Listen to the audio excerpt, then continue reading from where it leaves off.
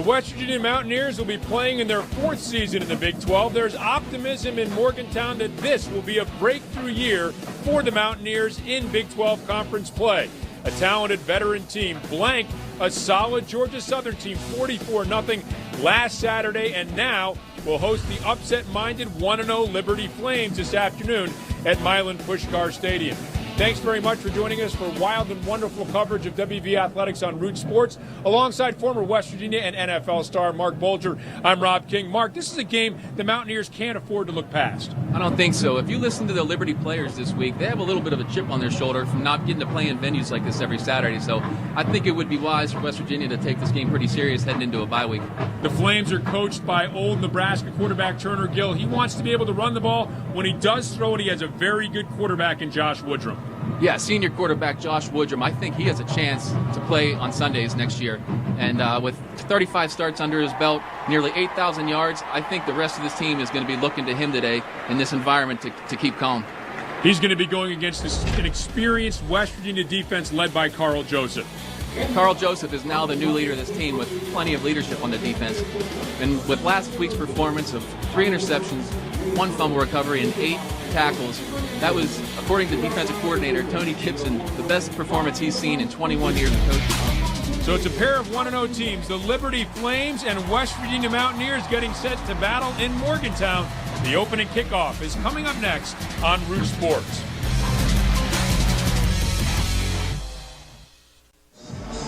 At Milan Puskar Stadium in Morgantown, West Virginia, the second ever meeting between West Virginia and Liberty. Turner Gill, formerly the head coach at Buffalo and Kansas in his 4th year at Liberty, led the school to its first ever FCS playoff appearance last year. And Dana Holgerson, in his 5th season with West Virginia, believes he has a team that's capable of having its best season in the Big 12 Conference.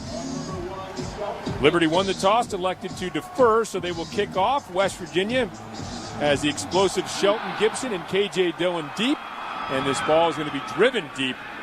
The strong right leg of John Lunsford banging it through the back of the end zone. So here's a look at Skylar Howard, the West Virginia quarterback, who will lead the Mountaineers onto the field first. Howard took over as a starter late last year, threw for 343 yards and 3 touchdowns in the Liberty Bowl. Lost to Texas A&M, although he put up strong numbers in that game. 359 yards and 2 touchdowns a week ago. If I'm West Virginia here on my first drive, I want to go down and establish that we're going to keep scoring and put the onus on Liberty to have to keep up with this powerful offense. Howard sidecar to his left. Hands to that sidecar. It's Wendell Smallwood, who will pick up almost 10 yards out near the 35-yard line. They're going to mark him down at the 34, so a pickup of 9. Huge hole. If they have that all day, I think Liberty's going to have a long day. There you see the pickup now, an empty set. Howard will keep off the right side. Is a very mobile quarterback, gets out to the 47 and picks up the first down for the Mountaineers. Mountaineers spread them out on purpose there. That was a design draw. Design draw, you spread them out, and the DBs were looking at all the receivers out there, and huge hole up the middle. Smallwood remains in the game at running back. We expect to see both Smallwood and Russell Shell. Short huddle here for the Mountaineers. Tight end checks in for the first time. That's Cody Clay. Pass out to the flat, complete. And this is Javon Durant, who will pick up about 6 yards down to the 45-yard line as we take a look at the players to watch for each team. The Liberty Flames, led defensively by Chidi Uzuweme and Nick Newman. Uzwihe, one of the finer defensive players in FCS, and Wendell Smallwood, and we mentioned Russell Shell, who we'll see at some point. Again, to Durant out in the right flat, and Durant crosses the 42 and gets out of bounds at the 40-yard line. A.J. James shoves him out of bounds. Another first down for the Mountaineers. Looks like Liberty's staying in a cover, too, to prevent the big play, but that will open up the running game eventually for West Virginia. Empty set again. Another design quarterback draw. This time Howard nowhere to go. He's able to duck it and pick up a couple down to the 38-yard line. I think that's their game plan coming. It's pretty evident right now as they're staying in the same coverage that they want West Virginia to maybe run the ball and slow this game down. So that changes. Well, I think once they get to a one-on-one, we'll take our shot. Russell Shell has checked into the ball game.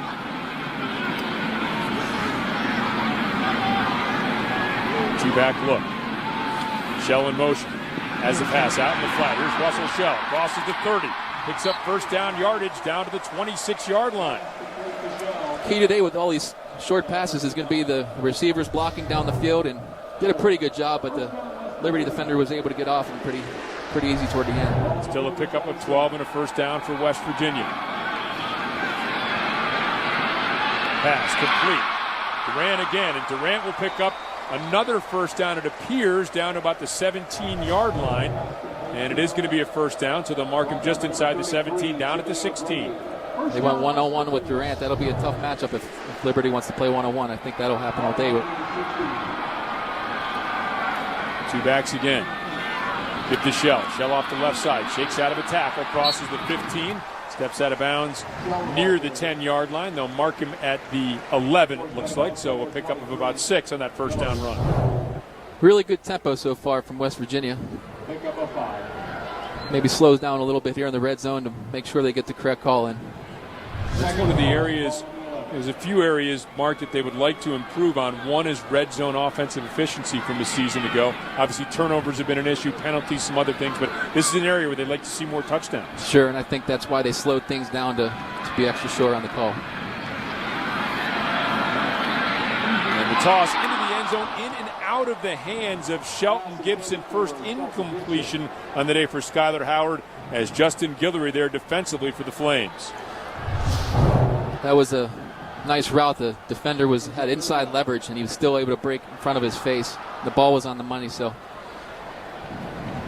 That's one Shelton Gibson would like to have back. Skylar Howard a little upset with his accuracy a week ago, but that was right on the money. Now a third down. Smallwood in motion, and now a little change of play at the line of scrimmage here for Howard.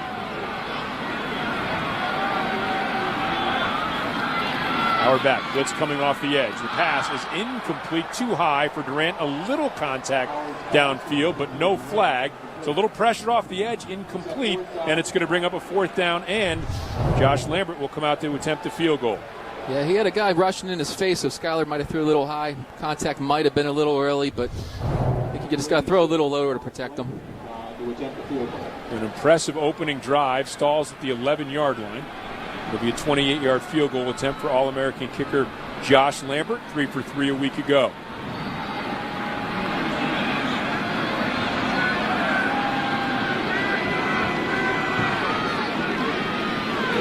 Snap's a good one.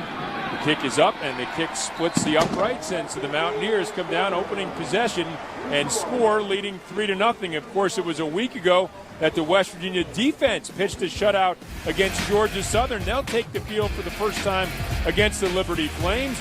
You're watching Liberty and West Virginia on Root Sports. What makes Cava and Banco different from any other CPA firm? What's something that really sets us apart? Well, most firms offer audit and tax services to their clients. That's what we offer. Our clients expect more, and we deliver with a wide range of services that help meet your objectives and a commitment to service that exceeds your expectations. Cava and Banco, not your average bean counters. I had planned to go out of state to college, but the promised scholarship changed all that. I chose WVU instead. My experiences at WVU, both on and off campus, reinforced my pride in our Mountain State's people, its culture, and its special places.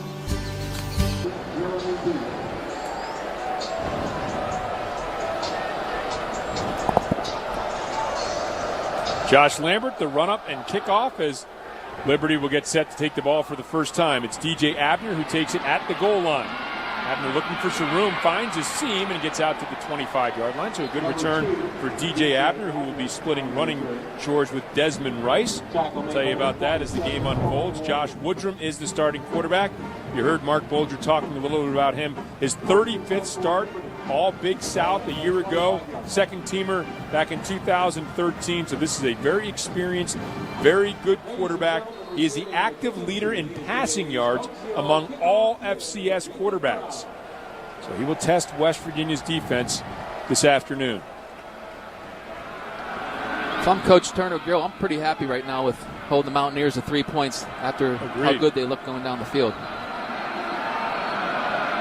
Now the tough part, though, with this Mountaineer defense, it has a ton of speed. 4-receiver set. Woodrum going to throw one up the sideline. A little contact downfield intended for Darren Peterson, their outstanding All-American wide receiver. It's incomplete. As we take a look at the players to watch, they tested Terrell Chestnut there. Darren Peterson mentioned All-American Desmond Rice. He was All Big South a couple of years ago, sat out last year with an injury. DJ Abner filled in. He made the All Big South team. And Nick Kwiatkowski and Carl Joseph. Kwiatkowski leading tackler for the Mountaineers, and Joseph that unbelievable game a week ago. 2nd and 10. Give to Desmond Rice, and Rice is corralled and thrown down. Christian Brown stops him behind the line of scrimmage for a loss. Yeah, the first play of the game, they try to take a shot down the field, come back, try to establish the run, but West Virginia defense seems pretty juiced up right now. So it brings up a 3rd and 12 after the Brown tackle for loss. Redshirt junior. Significantly different paces here as Liberty will huddle up and take their time offensively. Facing a big 3rd and 12. Mountaineers not a single person with their hand on the ground here defensively. All 11 upright. Empty set for Woodrum. Gets the snap. Pressure coming. Floats one, and it's complete. Beautifully thrown ball to Peterson, and Peterson picks up the first down across the 40 out to the 41 before Drayvon Askew Henry shoves him out of bounds. Great throw by Woodrum. Had pressure in his face, gets knocked down. That's what we talked about the pregame. That's why I think the scouts are looking at him.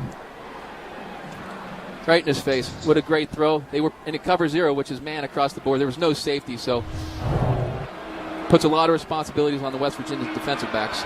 Xavier Preston with the pressure, 18-yard pickup and a first down for the Flames. High formation look, tight bunch for the offensive lineman. And they'll go to Desmond Rice, who shakes off one tackle, and boy, picked up a hard-earned couple of yards, was hit in the backfield by Kyle Rose. Darrell Worley comes up and makes the stop after a pickup of 2. Yeah, just a great run. Last week, West Virginia didn't miss many tackles like that. And to break 2 arm tackles is a pretty good job there. So, boy, tough sledding, though, inside. You have to break a couple tackles to pick up 2 yards. Yeah, and I think the run's going to have to try to set up the pass here. They got to tire these West Virginia D linemen down. Changing the play at the line of scrimmage.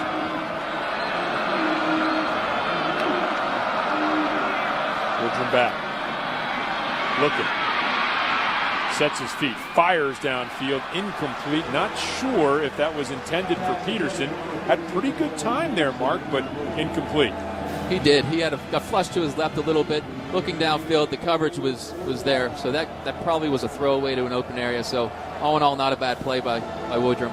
I think one of the things you look at when you're an FCS opponent stepping up is, can your guys on the defensive and offensive fronts match their defensive and offensive fronts? And so far, not bad here for Liberty. No, not bad at all. I'm sure they'd like to get the running game going a little better to help out some play action, but just picking up first downs. They had a big 3rd down conversion earlier. Need to have another one here on a 3rd and 8. Woodrum empty set again. West Virginia showing pressure. Short pass underneath, complete. Going to be very close to the first down yardage. You're going to call him down at the 50. Darrell Worley makes the stop on Darren Peterson. They did it again. They went to cover 0 and nice slant route, even with the inside leverage, and some D linemen coming out underneath. So great throw, great catch all around. Liberty lining up as if they're going to go for it. So the Mountaineers defense stays out of the field as Liberty's offense stays out there. Got a guy uncovered. Okay.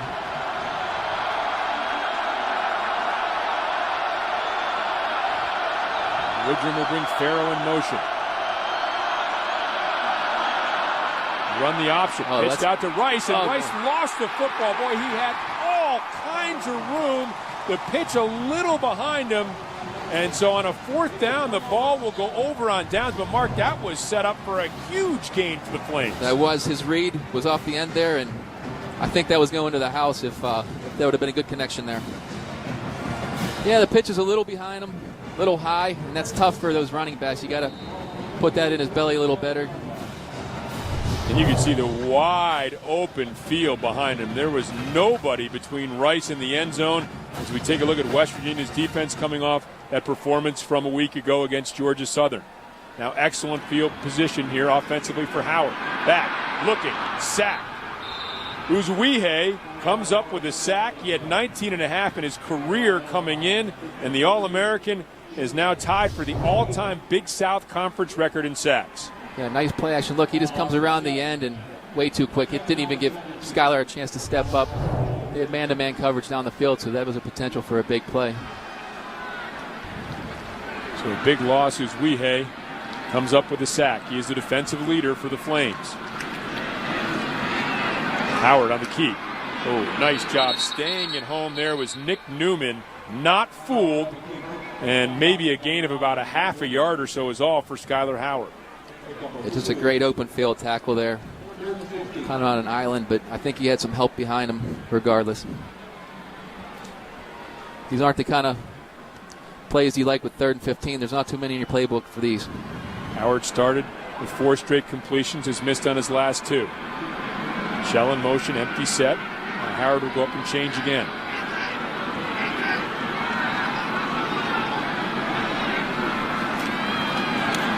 Howard back, and step up, and the keep, has some room. Crosses the 40, crosses the 35. Here's Skylar Howard inside the 20, down to the 18-yard line, picking up a first down for the Mountaineers on that 34-yard run. Just a great block downfield by Shelton Gibson.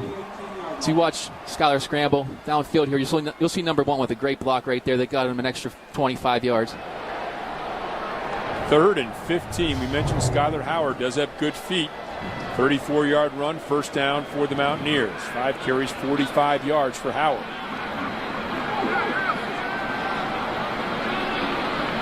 Power look. Play waggles, now the give to Shell. Shell will cut back. Shell finds a little crevice, crosses the 15, and down to the 13-yard line. He'll pick up 5 on that first down run. This is where West Virginia slowed down a little last time. 5 yards on first down is good, but maybe take a shot to the end zone here. 2nd and 5. Ball on the Liberty 13. West Virginia again showing the short huddle. There is some cushion on the outside. You could always work that with the 101 down here. 2nd and 5. Unusual look here in the backfield. The inside handoff. Nope, Smallwood is faked to. Instead, it's kept by Skylar Howard, and he'll pick up 3, maybe 4 yards, crosses the 10, gets down close to the 9, has to get inside the 9 for a first down. Nice read by Skylar. He's running it. Just good pursuit by the linebackers. Now that you have the 3rd and 1, 3rd and 2, I don't know if you're in 4-down territory quite yet, but well, I don't think Dana Holgerson's going to want to be stopped here. I don't think so either. I'm just high formation look as Howard, a rare visit under center. Turns, gives to Shell. Shell off the left side. Shell is able to bounce off a tackler. Boy, was initially stopped. We might have had a chance to see whether Dana Holgerson was going to go for it, but good job by Shell. Keeps the legs moving and picks up the first down. Great run by Shell.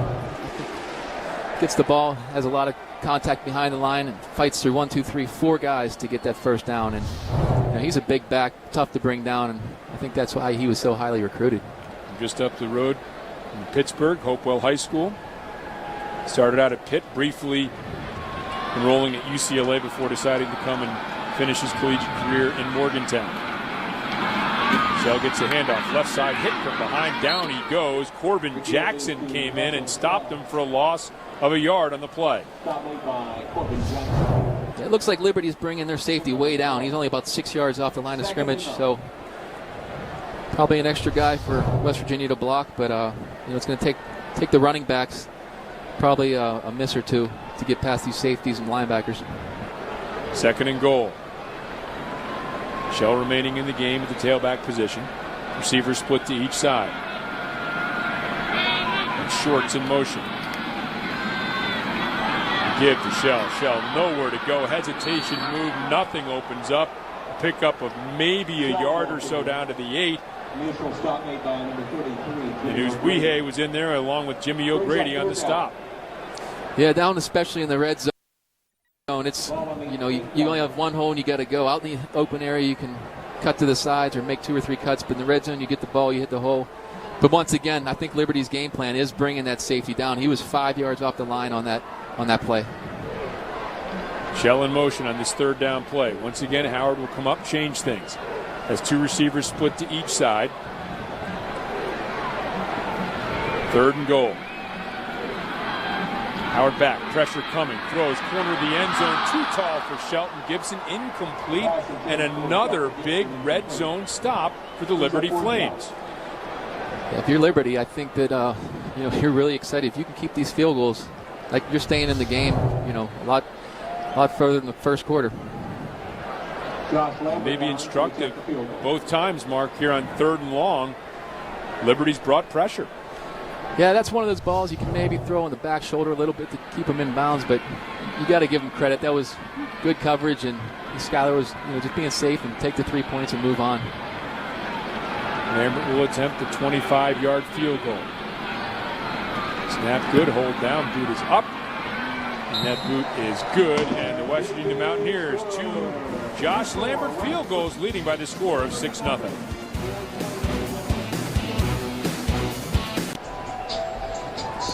At Milan Puskar Stadium, perhaps a moral victory of sort for Turner Gill's Liberty Flames, making a couple of stops in the red zone, forcing West Virginia to kick field goals instead of scoring touchdowns. So it's a 6-0 lead as Nick O'Toole gets set to kick off. DJ Abner, Jeremy Peters back deep for the Liberty Flames.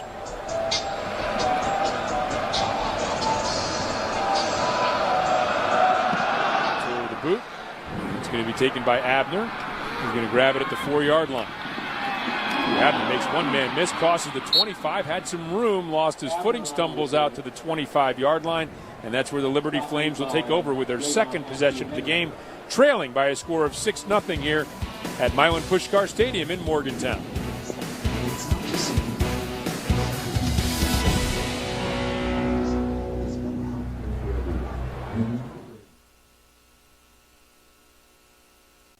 Liberty Flames hanging in there the first quarter, down 6-0, 4:16 remaining as the Flames get set for their 2nd offensive possession. Quarterback Josh Woodrum led the team to a 1st down. Boy, they had a great opportunity that slipped through their fingers. More on that in just a moment. Woodrum to give to Abner. Abner off the left side finds a little crease and picks up about 4 yards as we go downstairs to the 3rd member of our broadcast team today, Dan Potash. All right, Rob, thank you very much. The Flames opening up the season last weekend against Delaware State, and doing so by honoring the lives of Allison Parker and Adam Ward, who were tragically killed by working for WDBJ in Roanoke, Virginia. They wore a special band with Allison and Adam on that special ribbon, and the number 7, of course, that was for the number 7, which was a reference to their TV station. Not wearing that today, but have not forgotten those 2 for sure. Dan, thanks very much. As they give to Abner off the left side, he's stacked up at the 30-yard line. And Mark, we talked to Coach Gill earlier this week, and he said at some point throughout the course of the game, there's going to be some plays, and you have to make those plays when you have an opportunity. Flag down here in the field, and they really had an opportunity on that 4th down play, didn't they? They did. I think they had 7 points looking them in the face, and I think that's going to bother Coach Gill. After the play, personal foul, number 95, West Virginia. 15-yard penalty, automatic 1st down. So here's a personal foul after the play. Christian Brown gets called for this as he slams DJ Abner down to the turf. So 15 free yards here for the Liberty Flames. With the penalty, it'll be 1st and 10 for Liberty. See Mark things coming a little bit late there. That's a tough pill to swallow on that one, but you move on. Just don't worry about the refs. Move on to the next play. All out at the 45-yard line.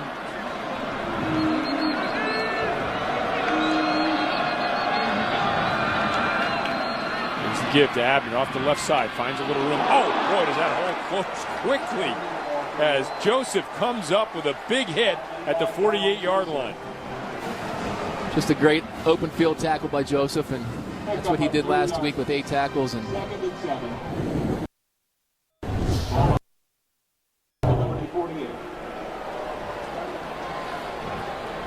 looked like there was going to be some room there, Mark, and all of a sudden that room closed very quickly.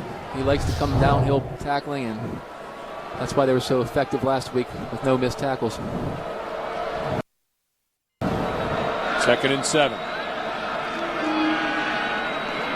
Screen set up, complete. Peterson across the 45, across the 40. Darren Peterson down to the 34-yard line. To the All-American, another reception and another first down for the Flames before Al-Rashid Benton can make the stop. Darren Peterson, they couldn't have said better things about him. I think they just want to find different ways to get him a ball, and the screen pass is great, and you can see what he does after the play. Talked to Tony Gibson about him, the defensive coordinator for the Mountaineers. He said Peterson could play anywhere in the country, that good of a player. Certainly an NFL prospect.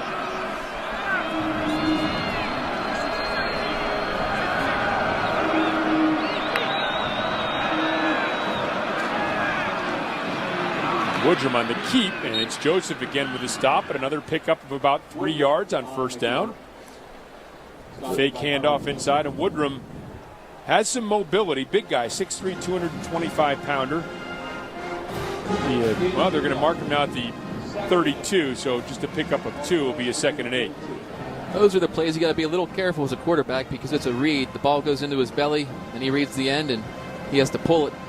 And if the running back thinks he's getting it, it's a tug of war, and sometimes that could cause a fumble. 2nd and 8. Woodrum, give to Abner. Abner slips a tackle, crosses the 30, gets down to the 29-yard line, where it's going to be a 3rd and 5. And there's a slippery little back. It doesn't seem like he goes backwards. It seems like anytime there's first contact, he gets to the next guy and falls forward for 3 yards, which is what you like in a back. Kyle Rose and Al-Rashid Benton on the stop. Rose, the normal starter at nose tackle. Al-Rashid Benton in with Jared Barber out with an injury for the week for the Mountaineers. So don't expect to see Barber not dressed today. Al-Rashid Benton, the redshirt sophomore, getting the start. Pre-snap formation change. Tight bunch to the right. Mountaineers showing pressure up the middle. Woodrum rolling, throws into the flat, complete, but stopped almost immediately. And it's Terrell Chestnut on the stop after a pickup of a yard or so, and that's going to bring up a 4th down, and it's going to bring out John Lunsford, one of the strongest legs in college football. Nice job by the West Virginia defense. You bring pressure, and that puts pressure on your defense in the back end, and West Virginia came up, was right there as soon as he caught the ball, so he couldn't run for yak. Yards after contact. Not the animal from South Africa, or South America, right? 46-yard field goal attempt here for John Lunsford. Now some movement. Let's see who this is going to be against. It would be a first down if it's against West Virginia. Oh, and that's actually the end of the quarter. So he'll be kicking on the other end of the field. The West Virginia Mountaineers, a couple of drives deep into Liberty Flames territory, but they don't come away with any touchdowns. Turner Gill's Liberty Flames have a chance to get on the board, trailing by the score of 6-0 after 1 quarter of play here at Milan Puskar Stadium in Morgantown, West Virginia.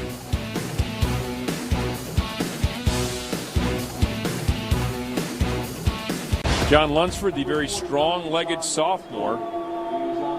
He had 5 kicks of 50 or more yards last year, including a 60-yarder. This is a chip shot by comparison, a 46-yard attempt to try to get Turner Gill's Liberty Flames on the board. The opening play here of the second quarter.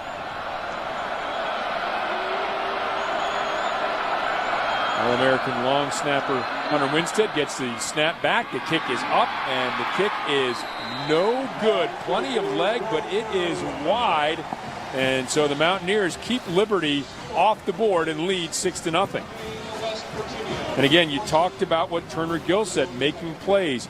You lose an opportunity on a pitch, on a 4th down. That was a beautifully called play, wide open. Now you miss a field goal. These are mistakes the Flames just can't have. Certainly. You drive down the field like that, and it's not easy versus West Virginia defense.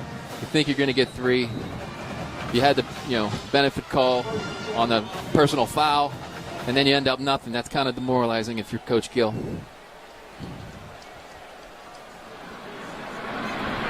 Here are the Mountaineers who give to Smallwood off the right side, and Smallwood is taken down. No gain on the play. Stopped in his tracks. It was Jimmy O'Grady, the middle linebacker, who came up and made the initial hit.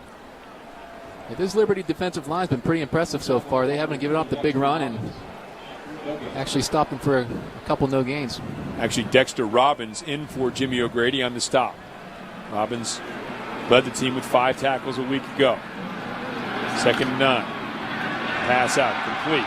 Gibson makes the move, and Gibson picks up the first down across the 40 and out to the 41-yard line as we go downstairs again to Dan Potash. All right, Rob, thank you very much. I know it's football season, but it's never too early to start talking about college basketball with Bob Huggins.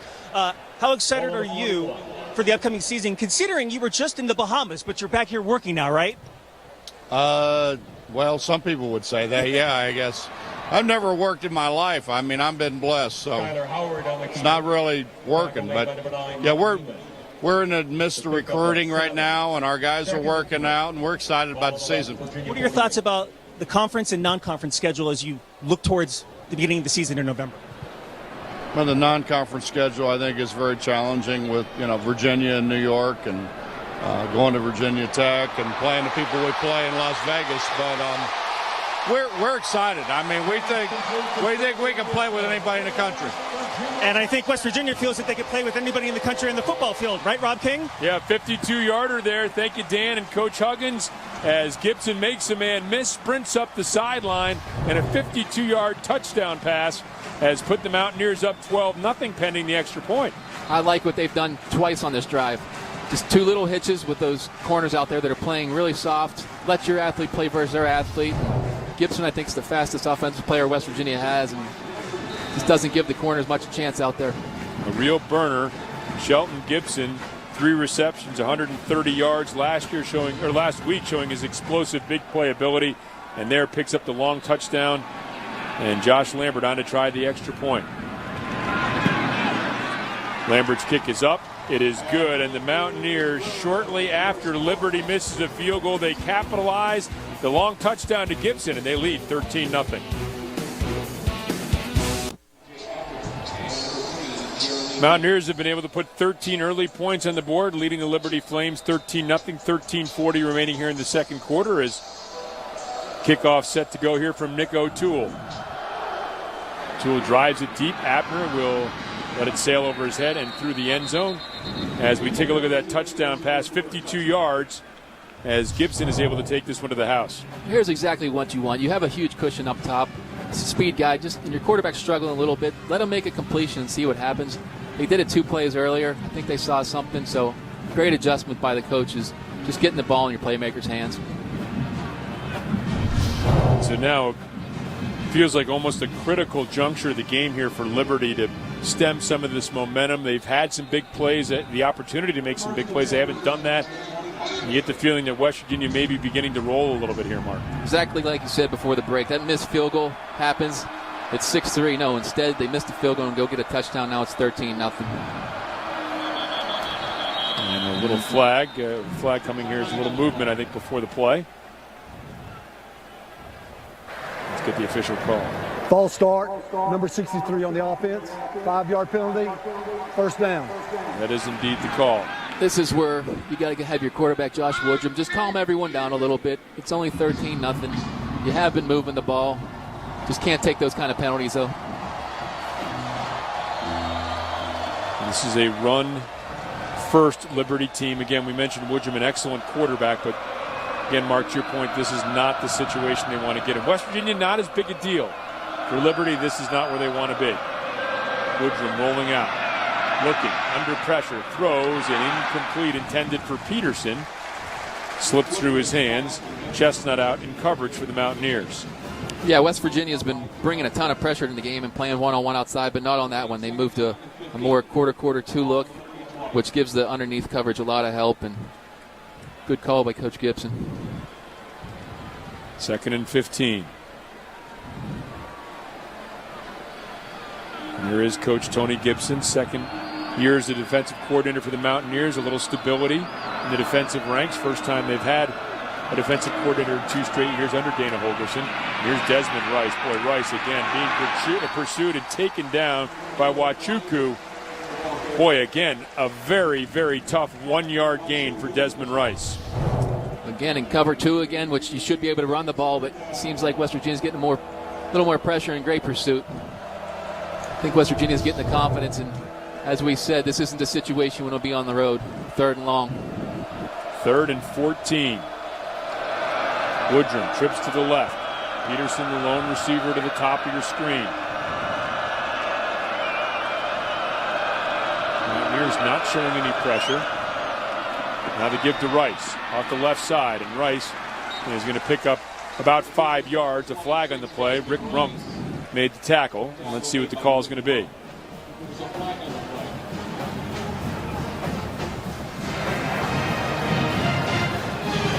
All sides. Number 93 Offsides on the against the Mountaineers. defense. Lined up in the neutral zone. 5-yard penalty. Replay third down. Just not the penalty you want to take on a draw play. No, and it wasn't like they were bringing any pressure or anything like that, Mark. Just maybe somebody lining up offsides. It was a simple two-man there, which kind of protects the big play. And with only 3 down, there's no excuse for that one. 3rd and 9. Look over to the sideline, get a new play called in. Jim will get the team up to speed. Now back, looking, quick shovel pass to Rice. Rice stepping through a would-be tackle, and Desmond Rice, great effort, crosses the 35 and out to the 36. A 10-yard gain on 3rd and 9 for Desmond Rice. Yeah, that's pretty much a run there. They were in their cover 2 again. First down. And once the back passes the quarterback, you're thinking pass, but nice block there by 67. Kyle Rose in pursuit, helping to make the stop. But boy, great effort by Desmond Rice. I mentioned 2 years ago, an all-Big South second-team performer, 967 yards rushing, splitting time with DJ Abner, who rushed for 1,300 a year ago.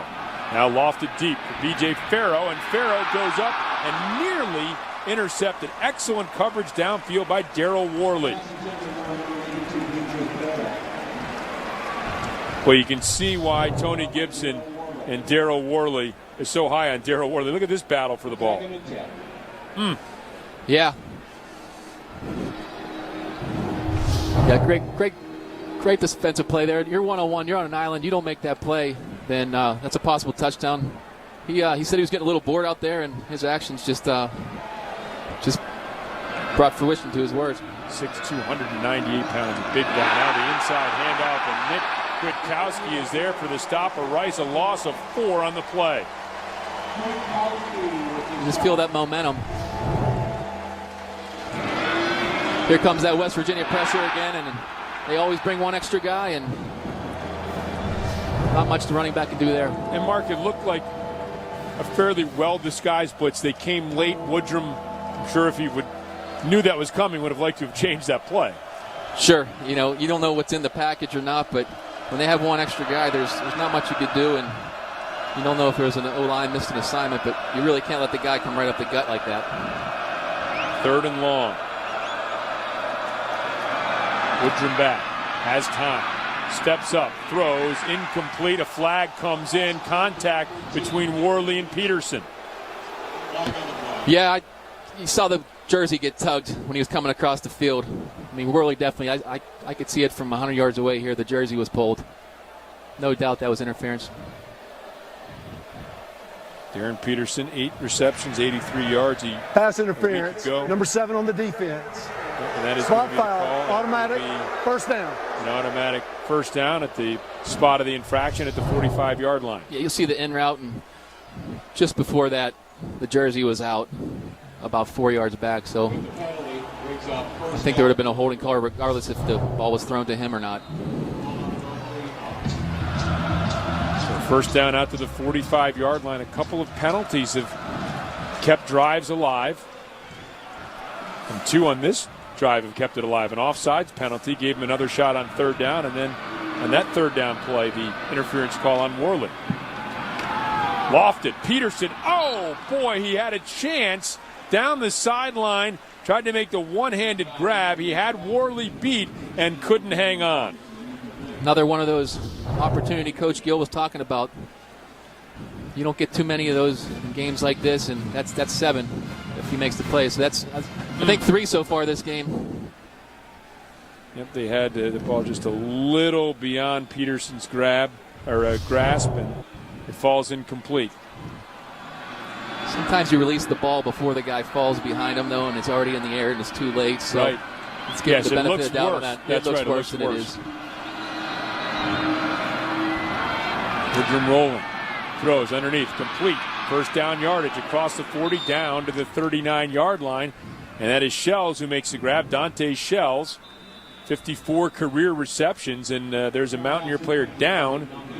Looks like Drayvon Askew Henry, their outstanding sophomore safety, is down after the play. Nice design play, just to roll out, get Woodrum outside the pocket, and he ran a 6 route, which is a curl, and he had about 6 yards from anyone. Yep, a collision between Askew Henry and Al-Rashid Benton. Mountaineers up 13-0 in the second. Get the latest on your Mountaineers straight from Dana Holgerson himself, Tuesday on Root Sports. Hear game reaction and analysis from WVU's head coach as he breaks down every game and gets you ready for the next one. WVU football press conference with Dana Holgerson, Tuesdays at 1:30 on Root Sports. Drayvon Askew Henry, 3 tackles, leads the team, being attended to on the sideline after that collision with teammate Al-Rashid Benton. And a first down completion to Dante Shells for this Liberty Flames team. A screen to Zach Parker. Parker in some trouble, and I don't think he's even going to get back to the line of scrimmage. Pretty good pursuit by this very fast West Virginia defense. It's that inside screen again they ran earlier in the game. He made the first one miss, but that's one thing Coach Gibson told us about their pursuit. They want all 11 guys at the ball, and that's how you create turnovers. And not only that, you don't let big plays happen there. Also said he had 7 guys that can run 4-5 or better on that defense. So very speedy defense, pursuing the ball well. Trying to pitch a second consecutive shutout, something they haven't done since 1962. There's a handoff to Rice off the left side. Rice leaning forward, crosses the 40 and gets down to about the 38. Might have gotten a yard, and it's going to bring up a 3rd and long. Yeah, just not much there. Everyone stayed in their lanes. The linebackers crashed, and running back just got to stick his head down in there and get what he can. Again, well within the field goal range of John Lunsford, who missed a 46-yarder earlier. Liberty 2 for 4 on 3rd down in the game. Empty set for Woodrum.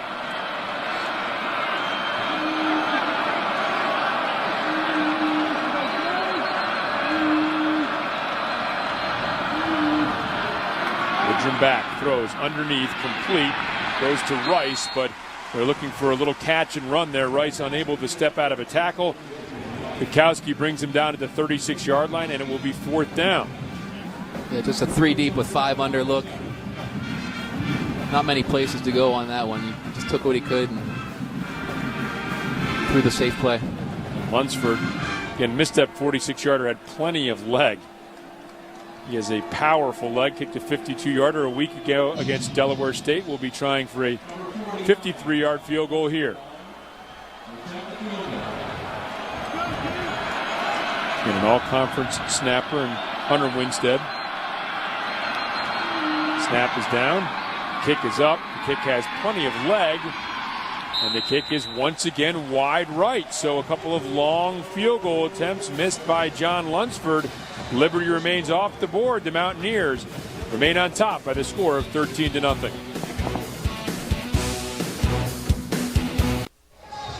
You're getting a look at West Virginia running back coach Jawan Siders. Spends a lot of time here on the field, but last season you would also find him across the parking lot at Ruby Memorial Hospital. That's where his oldest son Jaden was treated for Hodgkin's lymphoma, which was diagnosed in January. The family receiving support from all over the state, and Jaden continued to support the team as he came back over for practice after he got treatment. Guys, I can tell you that just a few weeks ago he was cleared. No more cancer. Yeah, it's a great story, Dan. Thanks very much. And boy, some tough times with the Sider family, and good news right now as Wendell Smallwood gets the handoff off the right side, crosses the 40, dragged down ankle tackle as he gets out to the 42 by Cam Jackson. That's great about Jaden. I actually roomed with Jawan on the road in my time here in West Virginia, so it's great news that he's cancer-free. What a shocker for a family. And your son, awful news, but again, good to hear that things looking good right now. The quick completion out to Gary Jennings, the freshman who comes up with a grab, 11-yard pickup for Gary Jennings, one of these freshman receivers that Dana Holgerson and his staff feel really, really good about. I like what they're doing. This is what they did last drive. Just simple, easy throws, get the ball in your playmaker's hands. flipped out there again. It's Jennings again, and Jennings will pick up 7 yards down to the 41-yard line. Cam Jackson on the stop again. Call it 6, and it'll be a 2nd and 4. Just keep taking these 5-6 yards, and that's what's going to open up the big play. So look for a hitch and go or a big play coming soon, because these corners are going to start coming up a little farther and peeking inside.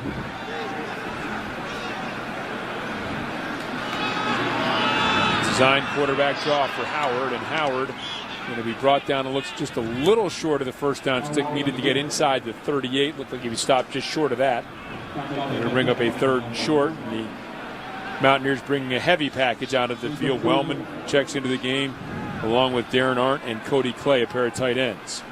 Sometimes fans get upset with play calls, but it's setting up other things, and that play right there is just keeping that D-line honest and not letting them rush up the field. Smallwood deep in the eye. And they give to Smallwood off the right side, and Smallwood gets down to the 35-yard line, picks up a first down for the Mountaineers. Gain of 3 yards on that inside handoff. Good run, 10 guys in the box there, 1-on-1 outside, and still getting the yardage. It's a pretty good job there. Now back to the package that Dana Holgerson prefers more than the 2 tight end fullback set, Mark, and that's a bunch of wide receivers out there. I think so. Only 66 plays last week. I think he's actually likes the fact that he's getting more plays this week. Out to Smallwood. Smallwood tries to cut to the outside and steps out of bounds as he tries to make a move inside the 35. He's out at the 33. Pickup of 2 yards. Nice pursuit by the Liberty defense there. That's not easy to get those big guys out there, but good throw by Schuyler there. That's not an easy throw, and he put it in a position where Smallwood could run upfield. That was Tyron Holloway on the stop. Now the throw across the middle, complete, and losing his footage is Da'Keil Shorts as he gets down to the 15-yard line. Cam Jackson again on the stop on a 16-yard pickup for the Mountaineers. Good throw here. That's why those hitches he throws, those 5-yard hitches, are so important. It gets some confidence back. Then he throws a 15-yard laser right on the money down the field. Ball's down, backed up for some reason to the 17-yard line. Devontae Mathis, the quick completion out to him, and he wrestles forward to the 15-yard line. Yeah, all these little passes are just giving him his confidence back and setting up for plays down the field. And a chance to get some other guys involved. Devontae Mathis, his first reception of the season. Redshirt junior wide receiver. So we've seen Durant, Mathis, Shorts, Jennings. Jordan Thompson's been out there. Shelton Davis. So plenty of receivers seeing time here for the Mountaineers. Handoff to Russell Shell. Shell, again, boy, not much in the way of running room. And he's stacked up at the line of scrimmage. Dexter Robbins, again, in the stop. It's been really impressive watching this red zone defense for Liberty all day. They've been pretty stout once the Mountaineers have gotten in the red zone. Facing another 3rd and long, 3rd and 7. Dana Holgerson unhappy with what transpired on that last play. Now Smallwood in motion, empty set. They've been bringing pressure in these situations. Man across the board here, all 1-on-1. And the rollout here, in pursuit. And stepping out of bounds around the 11-yard line. And here comes some late flags. Dexter Robbins in the stop. And again, Mark, they'd come up with another stop here on 3rd down, but another big play that's going to go against the Liberty Flames with a late hit out of bounds. Big mistake. They had the After the play, cover 0 look. They dropped out and had a nice disguise, and then hits them out of bounds and keeps the drive going. That's the ones that'll drive a defensive coordinator nuts. Here he comes around the corner, just wants to step out, and he's a good 2 yards out. You got to pull up. So automatic first down. Down inside the 6-yard line near the 5. Wendell Smallwood back behind quarterback Skyler Howard. Give to Smallwood. Smallwood off the right side. Smallwood turning forward, and Smallwood, great effort. The ball is stripped loose. And let's see who recovered it. Still battling as Jimmy O'Grady ripped it free. Let's see who's got the ball. Officials still sorting things out.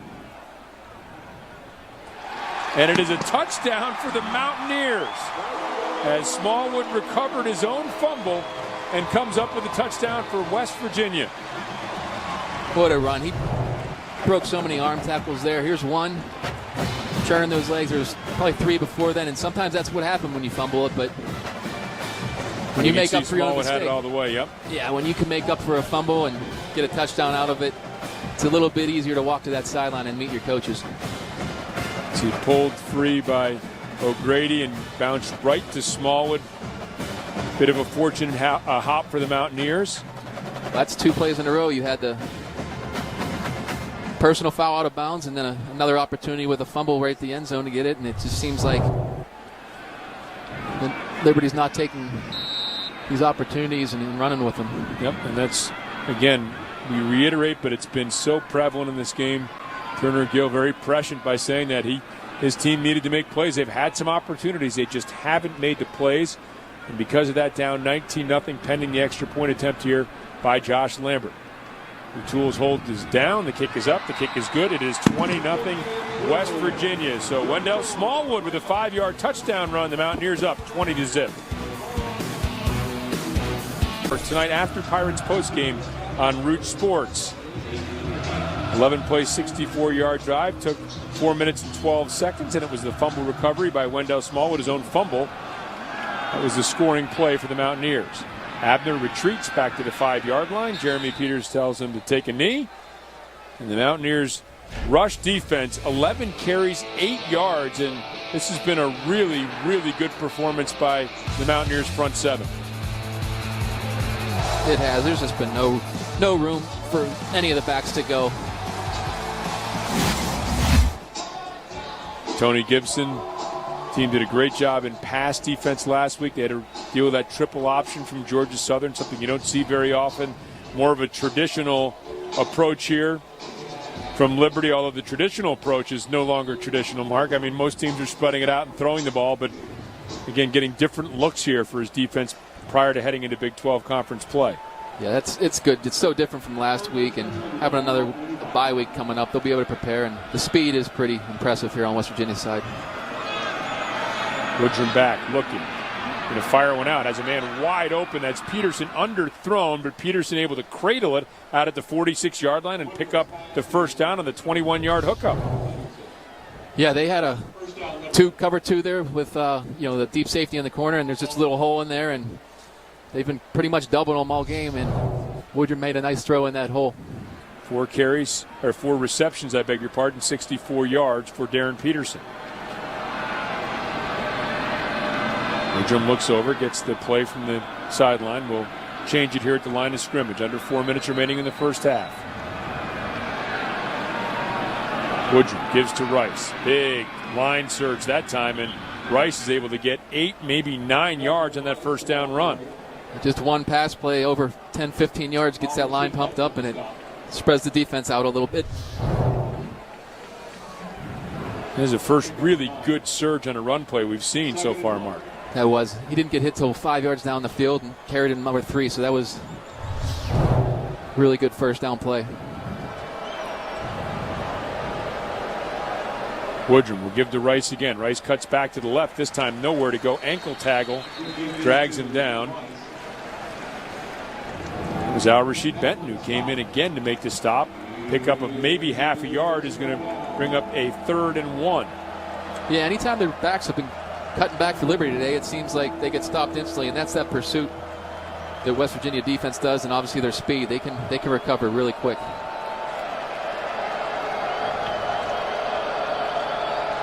And the Mountaineers crowding 6 in, where there are only 5 Liberty Flames to block them, daring them to throw the ball here. They don't. They go to the option. Rice to the outside. Rice crosses the 40. Rice makes a man miss. Crossing the 30. Down inside the 20. Still going down to the 15-yard line before Terrell Chestnut is able to make the stop. But there's that option that didn't work before, Mark. This time they execute it well. They went back to the well, and they had such a good look on the first opportunity in the first quarter, and better pitch this time. West Virginia was in man-to-man coverage. Nice downfield blocking, and then what a run. Carried it for 15 yards. 29-yard run for Desmond Rice, the longest of the game for him by far. So Woodrum will now go empty set. And as you saw on that last play, Woodrum seemed to make a check to get to that option, which was really good on his part. Under 2 minutes remaining. Clock rolling. Woodrum back. Throws underneath. Complete. And a pickup of about 3 or 4 yards on that first down completion to Todd Macon, the running back who's checked into the game. Shaq Petaway in the stop for the Mountaineers. That's a nice catch by Macon. They only rushed 3. They dropped 8 out there, and I know as a quarterback, throwing into 8 defenders in the red zone in the middle of the field is a scary thing. And I know for a receiver, putting your arms out like that, it is. So nice catch and throw. Macon, a sophomore running back who ran for 266 yards a year ago, but tough to get carries with Abner and Rice there this year. Rice, of course, coming back from the injury. Fake to Macon. Roll out. Woodrum throws. Complete. This is Rice. Rice makes a man miss. We have a flag downfield. We might have a holding penalty here on Peterson blocking out on the edge. Yeah, he was working hard. He might have got his hands outside, though. Let's see. Holding. Offense number 13. That's going to be the call. Boy, 10-yard penalty. Another Replay second down. costly penalty. Yeah, just a simple throw out to the flat. Peterson and his guy. Yeah, you can't fault him for lack of effort, but. By the way, that was Draven Askew Henry on the stop. Nice to see him back in the game. Oh, boy, you could see Worley actually kind of pulled him towards him, too. Yeah, that was pretty good play by Worley. I think that could have gone either way, but that's when you just decide to cut him sometimes. And Peterson, pretty impressive looking player. Here's the give to Macon. Macon trying to get to the outside, steps out of one tackle. Kwiatkowski, boy, great pursuit from the inside linebacker to catch the running back from behind, bring him down at the 14-yard line, and it's going to be a third down, and the Flames want a timeout. Yeah, here's that West Virginia speed again. Just when you think he's going to make it outside, you got 2-3 West Virginia guys closing in on them, and sometimes that's the difference. So with the timeout on the field called by the Liberty Flames, we're going to take a timeout. 43 seconds remaining. The Flames trying to get on the board here in the first half. The Liberty Flames have had some opportunities to make some big plays. They have another one here. 3rd and 8. Trying to get on the board in the waning moments here of the first half. Woodrum has completed 6 straight passes. Will send Rice out in motion. Woodrum back, throws, and it is nearly intercepted in and out of the hands of 2 separate Mountaineers. It was Chestnut, and it was also Carl Joseph down there. And the stop defensively will bring out the field goal unit once again for the Flames. Yeah, they try a back shoulder throw here at the goal line. With the safety over the top, the corner really doesn't have to give too much yardage up. So he's lucky to not get away with an interception there. Mountaineers call timeout here defensively prior to the field goal attempt for John Lunsford. We're assuming it's going to be a field goal attempt, and we'll find out when we return. Mountaineers leading 20-0. 38 seconds remaining in the first half. At Milan Puskar Stadium in Morgantown, West Virginia, the Liberty Flames will try once again to get on the boards. John Lunsford, their all-conference kicker from a season ago, has missed from 46 and 52. Will now try one from 31 yards. Strong wind blowing left to right. Both of his field goals have been missed to the right. Lunsford's kick is up, and this one will be missed to the left. So Lunsford, normally a very sure thing when Turner Gill trots him out there, maybe overcompensating there after missing 2 to the right, pulls this one to the left. He has missed his 3rd field goal of the first half. Yeah, it just looks like a pull that West Virginia had some pretty good penetration. I don't know if maybe he peaked up a little bit, but when you start out 0 for 2, knowing the kickers I know, things start going through their brains a little bit. Yeah, that's tough. Coming up at halftime, we have another Pittsburgh native turned West Virginia legendary quarterback, Rasheed Marshall, joining Paul Alexander in studio. Scores and highlights from around the nation coming up in just a little bit from our Root Sports studios. Hand off to Wendell Smallwood off the right side. Smallwood crosses the 30, ducks out of bounds at the 34-yard line. You got to be careful here if you're Liberty. There's 28 seconds to go, and we're at the 35-yard line already, and West Virginia can get chunks in a hurry. Yep, things can happen very quickly with this explosive offense. 14-yard gain on that run by Smallwood. Yep, we have a flag. It looked like Javon Durant moved a little soon, the wide receiver. False start. Number 5 on the offense. 5-yard penalty. Remain first down. And that is the call. Durant a little antsy. And that speed he's got. They talked about Shelton Gibson being the fastest player Dana Holgorsen had ever coached. Then Durant ran against him in preseason camp. They said it wasn't even close. Durant's even faster. Good to Smallwood off the left side, and Smallwood is helped out of bounds by Jallo, and a gain of a couple out to the 35-yard line. Alpha Jallo, the 6'1", 195-pound junior for the Liberty Flames. And now we're down to 22 seconds from 28. You can see just what a simple offsides can do to a drive or a potential drive. That used to drive Mike March nuts when a wide receiver would go off. Yeah, it's one position that should never happen. Going out in the flat, complete. Akil Schwartz will cross the 50, and he'll get down to about the 48-yard line of the Flames before Jimmy O'Grady knocks him out of bounds. 14 seconds still remaining. Again, we talked about the strong leg of John Lunsford. Josh Lambert had 4 50-plus yard field goals a season ago, so maybe another 12 or 13 yards would put him in field goal range. Really nice play there by Skylar Howard. Howard has time, moves to his right, throws underneath, complete to Smallwood, pushed out of bounds around the 41-yard line with 8 seconds remaining. Just try to get another 5 or 6 yards here. You got 2 timeouts left. You're not going to use them both, but Howard, quick pass. Durant spinning forward, and Durant will go out of bounds around the 36-yard line. And the Mountaineers will get a quick timeout called. May not seem like much, but that's 6 yards. That could be the difference between good and not good. So he's got the leg. We know that. So we'll see if the Flames attempt to call a timeout and upset the rhythm of Josh Lambert. There he is, an All-American. And last year having an historic season for the Mountaineers with 30 made field goals, second most in NCAA history, holder of many West Virginia and a couple of NCAA records. Josh Lambert on to try the long field goal, 3 for 3 a week ago.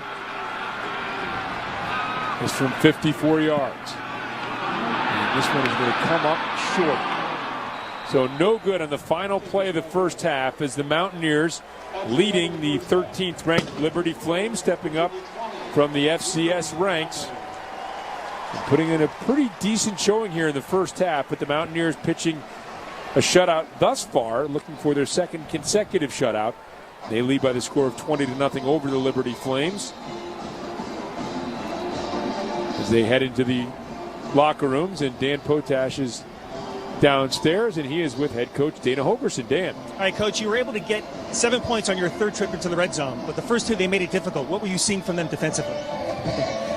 Well, it seems like every time everybody makes a big deal of something, we struggle with it. Last year was turnovers. This year it's offensive red zone stuff. So ain't nothing they're doing. We just got to put the ball in play. I got probably a little antsy and threw the ball when I should have ran it. But other than that, we got to make the catches and put it in play. Outside of the one option play that they had for success in that second quarter, your front seven has done a good job slowing them down and preventing big plays. Can that continue in the third quarter? Yeah, I think so. I just think we're playing just average right now, to be honest with you. The troubling thing defensively is we got three penalties on third down, which kept their drives alive. If it wasn't for that, we would have got them off the field quicker. We've only had 5 possessions offensively. We got to get them off the field quicker. Coach, thank you. Thank you. Gentlemen. Dan, thank you very much. So the Mountaineers playing just average football, according to Dana Holgorsen, still leading 20-0 over Liberty as we head back to our Root Sports studios and Paul Alexander and Rasheed Marshall. Hi, Rob. Thank you very much. And Rasheed, we talked a lot during that first half that Liberty was hanging around a little bit. I think once West Virginia found the end zone, it took a little something out of the Liberty Flames. Right. And for West Virginia, it's important. Just continue doing the things that you've been doing to this point. Liberty, again, they need to go into the locker room at halftime. Let these coaches instill some discipline in them. They've had some opportunities. Come back out second half, try to cash in. Missed opportunities for Liberty, and so far for West Virginia, they have yet to be scored upon. 44-0 last week to open the season against Georgia Southern, and so far through a half of football, it's 20-0 Mountaineers over the Flames of Liberty. Rasheed Marshall and I, as Rob King deemed him, legendary. No question about that. He'll be back to help us break down that first half and look forward to the second half of West Virginia and Liberty right here on Root Sports, where West Virginia leads Liberty by the score of 20-0.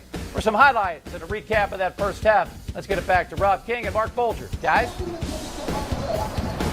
Paul, thanks very much. I think neither coach is going to be particularly satisfied with this first half. Liberty had some opportunities that they blew. Meanwhile, you heard Dana Holgorsen telling Dan Potash he thought the team just kind of played average. Big play here, though, the 52-yarder to Shelton Gibson for the touchdown mark. Yeah, West Virginia started out a little slow and wanted to get Skyler back in a little bit of a routine, and that got him going. And this is one of those missed opportunities. Ball stripped away from Wendell Smallwood, but it bounces right back to him. He stays on it, and with that fumble recovery, West Virginia was up 20-0, and part of the reason Liberty did not score was 3 missed field goals from their normally sure-footed sophomore kicker, John Lunsford. He missed 3 in the first half, so Liberty some opportunities to score. Couldn't do it as we take a look at statistics in the first half. Dana Holgorsen wanted more than his 66 plays a week ago, although, again, he had 15 explosive plays. They did get 39 plays in that first half. He wants more here in the second half, but they'll need a quick defensive stop to get the ball back. As you remember, Liberty won the toss, deferred, and now will receive here in the second half with Peters and King back deep. And this is going to be in the direction of Damian King. Will skip out of bounds, and so Liberty will have good field position to begin this second half. And I'm sure Turner Gill probably told this team something along the lines of, hey, you played with these guys, Mark, and you can do it. Now let's get out there and do it. Let's go out and make the plays we need to make. Yeah, you look at the last 5 years they've played Division I teams. They've hung in there, and they've done it again. It's still only a 3-score game, and they've moved the ball. It's not like they have no yards, so they just got to convert on those opportunities. And, they're still in this game, and they got starting out with good field position. I mentioned that they played West Virginia back in 2009, a 33-20 West Virginia victory. That game was a close game until deep in the fourth quarter when the Mountaineers finally pulled away. And Liberty still in this game, down just 20-0. Opening play of the second half. Woodrum will fake to Rice, rolls out, looking, has a man open along the sideline to Zach Parker. He is out of bounds. I beg your pardon, it was Dante Shells out of bounds at the 49-yard line, so it'll be a 2nd and 10. That's a really difficult throw rolling to your left for a quarterback, and I mean that's about as good as balls he could throw, but unfortunately 6 inches out of bounds. And what's tough to see on this field is there's a huge crown, so if you're rolling left, you're throwing about 1.5 foot down the hill too. So good throw, just 6 inches off. 2nd and 10. Rice remains the lone running back. 2 receivers split to the left. Give to Rice. Rice will head straight up the middle, hit by Kwiatkowski, and then finally stopped after a 6-yard gain. A couple of WPIL performers, Nick Kwiatkowski and Drayvon Askew Henry, in the stop. You can see that crown there. Boy, that is a pretty big crown. It's got to affect. You have to throw it lower, I guess, when you're lower than your aiming point? I think there's only 2 teams left in the NCAA that still have it, and when I was here we had it, and if you don't practice on it a lot, it can be difficult to adapt to. And that crown will be gone. Part of the renovations to Milan Puskar Stadium begin next season. 3rd and 5. Mountaineers blitzing. Woodrum will throw out in the flat, complete to Rice, and he has nowhere to go. Brought down by Al-Rashid Benton, and actually a loss on the play. Yeah, that's one of those swing passes that you're built in hot. Woodrum does a good job seeing it. West Virginia obviously scouted and knew that was where he was going to go with the ball. And nice open field tackle there by Worley. First 3 and out of the game. You heard Dana Holgorsen mentioning that penalties have kept some drives alive, but not this one, not yet anyway, on a 4th down. First punt of the game for Trey Turner. Averaged 47.7 yards per kick a week ago. Left footer, this one a low driving kick. Bounced and taken on the gallop. This is K.J. Dillon. Dillon to the 30-yard line. Dillon has room. Crosses the 35 and gets out to the 37. Punt return, one of the issues for the Mountaineers a year ago. Averages 3 yards a return. A big one there for K.J. Dillon. Mountaineers' first possession of the second half when we return.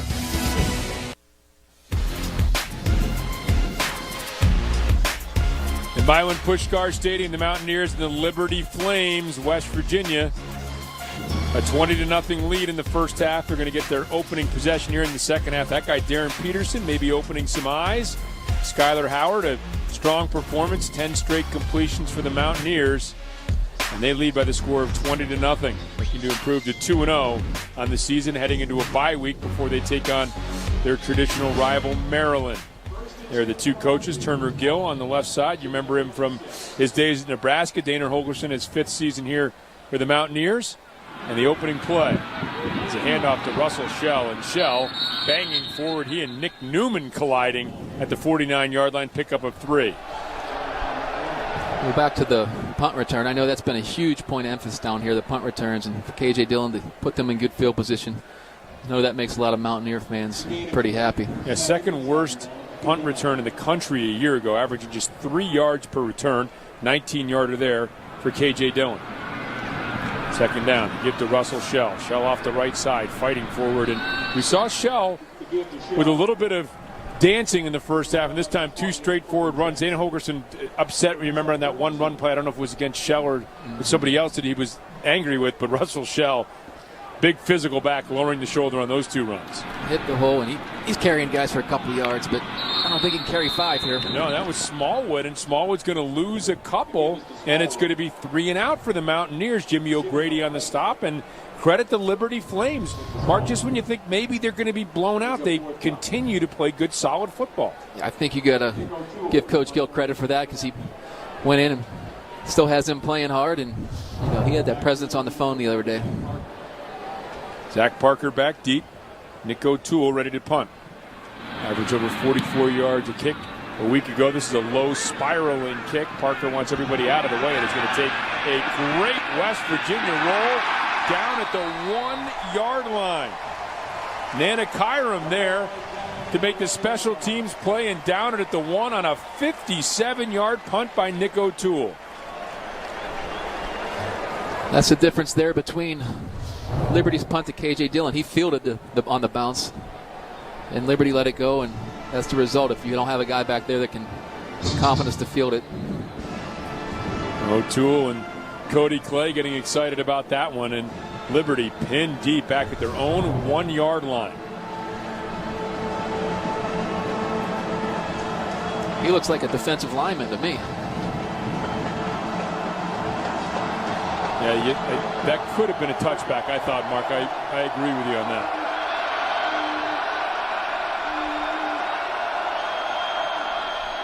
Woodrum will just try to gain a little ground. Will poke his way out to the 3-yard line as we head downstairs again to Dan Potash. Danny. Well, Tony Gibson is his 2nd season as defensive coordinator here at West Virginia, and his eye for reading opposing offenses began to take shape in the early 90s when he was defensive coordinator down at Glenville State, about 90 miles south of here. And guys, then he played with and then under head coach Rich Rodriguez, and we all know what kind of offense he likes to run. So Tony's head was probably on a swivel back then. In fact, guys, he was telling his team at halftime today that they're playing as if they're trying to avoid making mistakes. That has to change here in the second half.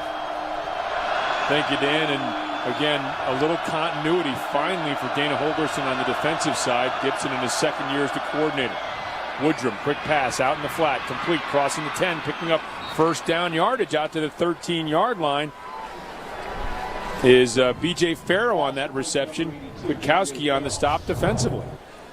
Yeah, this is exactly what West Virginia's been doing. Just throw these little flares out there and let your playmakers do something. Nice block there.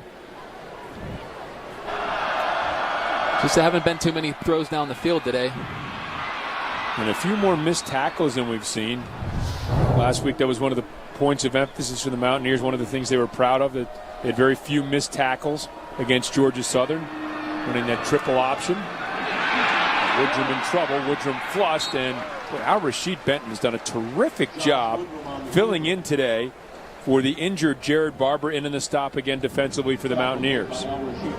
I think Josh did a great job here avoiding this sack. This could very easily have been a hit and a fumble. Just to get back to the offensive line, that was a great technique, and he's obviously worked on that in practice. Benton, by the way, 6 tackles now here for the Mountaineers, brings up a 2nd and 9. And the Flames, with this style of offense, if they can pick up first downs, can shorten the game. Pass out to Desmond Rice in the flat. Rice picks up some yardage across the 20 out to the 21, maybe the 22. It looks like they're going to mark it to the 21. It's Benton again on the stop. Once again, just another swing pass. Just trying to get these easy completions, good ball location. But the speed of West Virginia, you're not going to get more than 5-6 yards. But when you're back in your own red zone, then just getting out of here and giving your punter some room is it's already a win in my book. Remember again, this drive started at the 1-yard line after the 57-yard punt by Nick O'Toole, down by Nanakiram at the 1-yard line. 3rd and 4. Rice moves from the right to the left of the quarterback, Woodrum. Quick pass over the middle, incomplete, deflected, intended for Will Johnson, the West Virginia transfer. It's incomplete. It'll bring up a punting situation. I think this ball could have almost been intercepted here. Yeah, it's difficult. The lineman went for a cut. Defensive lineman made a nice play avoiding the cut and almost had him, not an interception, but sometimes those balls get tipped up the air and the DBs come in and take them for touchdowns. It was Darian Howard who was able to get a hand on that. KJ Dillon back is Trey Turner with his 2nd punt of the game. Last one traveled 46 yards and the 19-yard return by Dillon. Heavy pass rush. And this one's going to take a good West Virginia roll to the 48-yard line where it will be downed. And the Mountaineers will take over an excellent field position, up 20-0, 9:03 remaining in the 3rd quarter.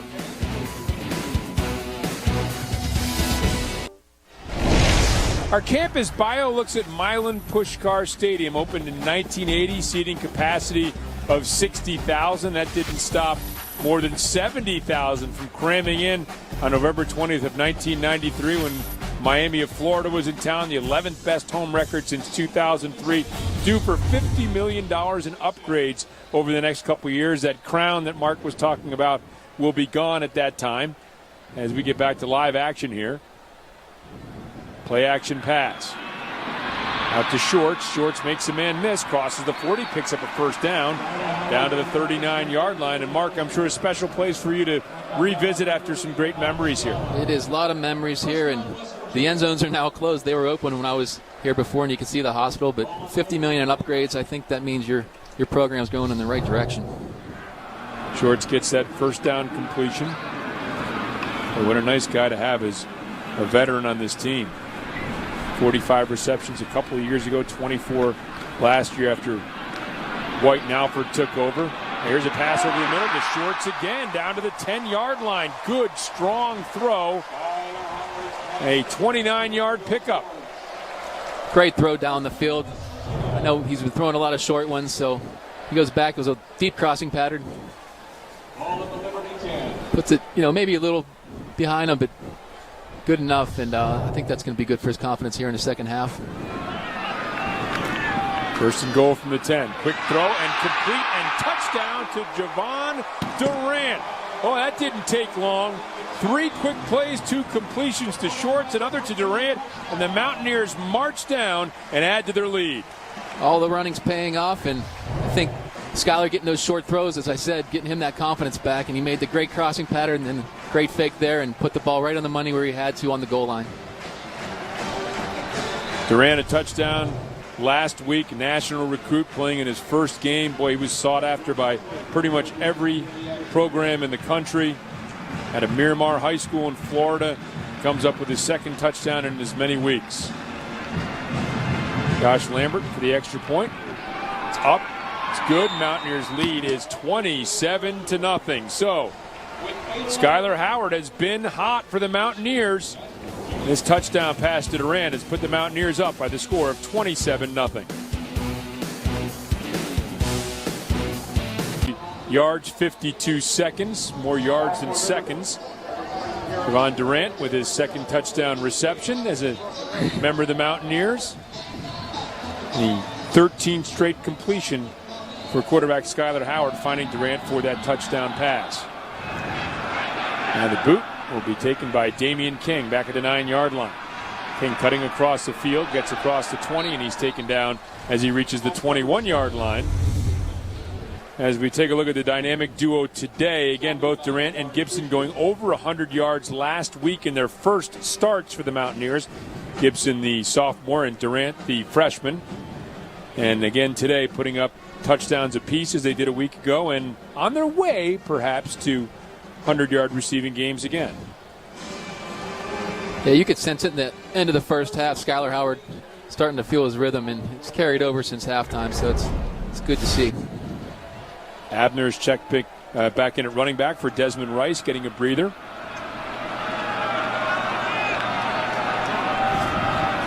Woodrum rolling to his left, looking, throwing, complete, and that is Dante Shells, who's got it around the 32-yard line, going to be very close to a first down.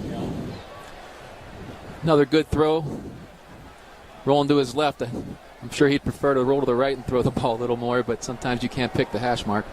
The key is getting those shoulders squared when you're moving to your left like that, Mark? Yeah, they say that. You got to get your left shoulder at it, but sometimes it's tough when you're running up a hill then down a hill with, with this crown. Got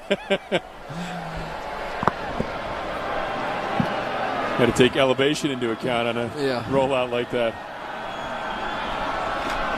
Woodrum gives to Abner. Abner picking his way off the right side, spinning across the 35 out to the 36. First down on a 5-yard run by Abner. Drayvon Askew Henry makes a stop for the Mountaineers. First down for the Liberty Flames.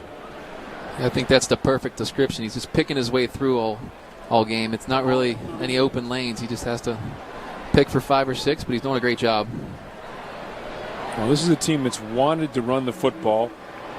Averaged 163 yards rushing last year. Had 229 in their opening victory over Delaware State, but a little tougher going here today against this Mountaineers defense. Just 66 yards rushing today.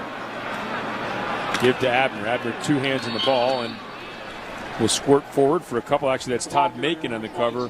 They carry, I beg your pardon, Kyle Rose on the stop for West Virginia. It's just not a whole lot there, but you can't give up on the run. This isn't their last game of the season, and it'll be, the way things are going, a good learning experience. But you have to keep trying to run the ball. Now it is the identity of this Turner Gill coach team. Had a breakthrough season a year ago, getting to the FCS playoffs for the first time. Play action pass. Woodrum able to get to the edge and has his man out there. And, a hurdling move by Will Johnson, the former Mountaineer, who gets down to the 46-yard line, crossing into West Virginia territory. Good move here by the transfer from West Virginia. There's a roll to the right, and he can hit him right in stride. And that's why, again, you don't give up on that run, because the quarterback putting his ball in his belly brings them up. And nice hurdle, and I'd watch doing that too many times. I've seen a lot of guys get injured.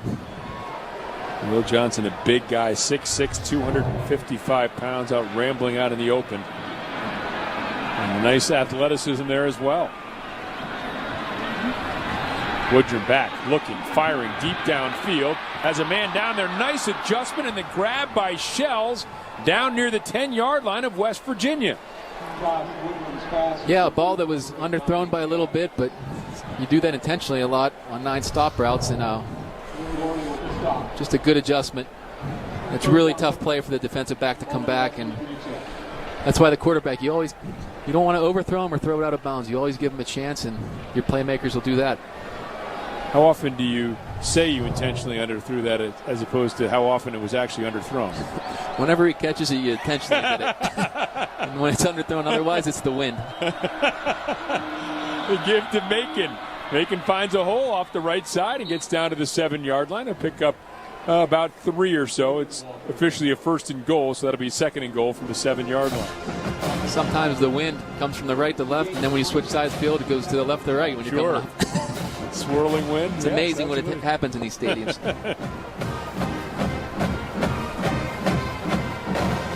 Again, Liberty huddling up. You don't see a lot of teams do that anymore, but trying to get a methodical drive here for a touchdown. They've had some big plays along this drive, and they'd like to get some points on the board. West Virginia then trying to pitch their second consecutive shutout. They haven't done that since 1962. Macon, spinning. Macon will avoid the shutout as he gets into the end zone. Boy, good running by Todd Macon, and the Flames are on the board. Like you said, West Virginia definitely didn't want to give up any scores to keep that streak going, but you got to give credit to Liberty to keep fighting, get the pass play, and then a nice run play. Todd Macon finding a little spark here. Third string running back. Mentioned that he's a sophomore. They really like him. They just have a couple of guys who have over 1,000 career rushing yards ahead of him on the charts, but Macon gets in, and now Lunsford will come on to try the extra point. Yeah, and if they wanted any chance to come back in this game, they needed a quick score, and that's exactly what they got. 7 plays, 78 yards, 3 minutes, 32 seconds. Here's the snap. The boot is up. It is good, and the Liberty Flames on the board. West Virginia leading 27-7 with 4:35 remaining in the third quarter. Pirates a chance still to win that NL Central title. Kick is deep, taken by Shelton Gibson at the goal line to the 10, to the 20, to the 25, hurtling forward, and that is where West Virginia will take over as Gibson tripped up at the 25. You really got to give Turner Gill and his Liberty staff credit for that 3-play drive by West Virginia. Could have pretty much ended this game, but for them to come right back down the field and score that quick, that's a well-coached team over there. The Liberty Flames, again, they've won some Big South Conference championships, but never been to the FCS playoffs. They were a year ago, upsetting number 1 Coastal Carolina in the final game of the season to get in. Here's a handoff to Smallwood. Smallwood up the left side, and in pursuit, O'Grady forces him out of bounds at about the 23-yard line. And it was Chima Uzwihe who made the big play mark in that game, a blocked field goal on the final play. Uzwihe's block put the Liberty Flames into the playoffs for the first time, and now ranked 13th in the country. Week 2, and I'm sure that they're doing nothing today that's going to disabuse the notion that they're one of the better teams in the FCS. A completion out to Shelton Gibson, well thrown ball, 11th straight completion for Skylar Howard out to the 47. Another good chunk. You know, it all started in that second quarter, and I think these guys are starting to get in sync. I know Coach Holgerson said it takes a couple years in this system, and I think, you know, the more they play together, the more they're going to keep making these chunk plays. Well, Howard was able to get a couple starts late last season when Clint Trick had some concussion issues, forced him to actually retire before the Liberty Bowl against Texas A&M. So he did get some time last year. Now stepping up, throwing behind his intended receiver. So there goes the stretch of 11 consecutive completions. Probably beg your pardon, it was 14 straight. It was 14 straight completions, I beg your pardon. So that was quite a string, and that string now over here for Skylar Howard. Probably a good thing that pass was incomplete. There was a safety on the other end of that exchange that would have blown him up pretty good. 2nd and 10.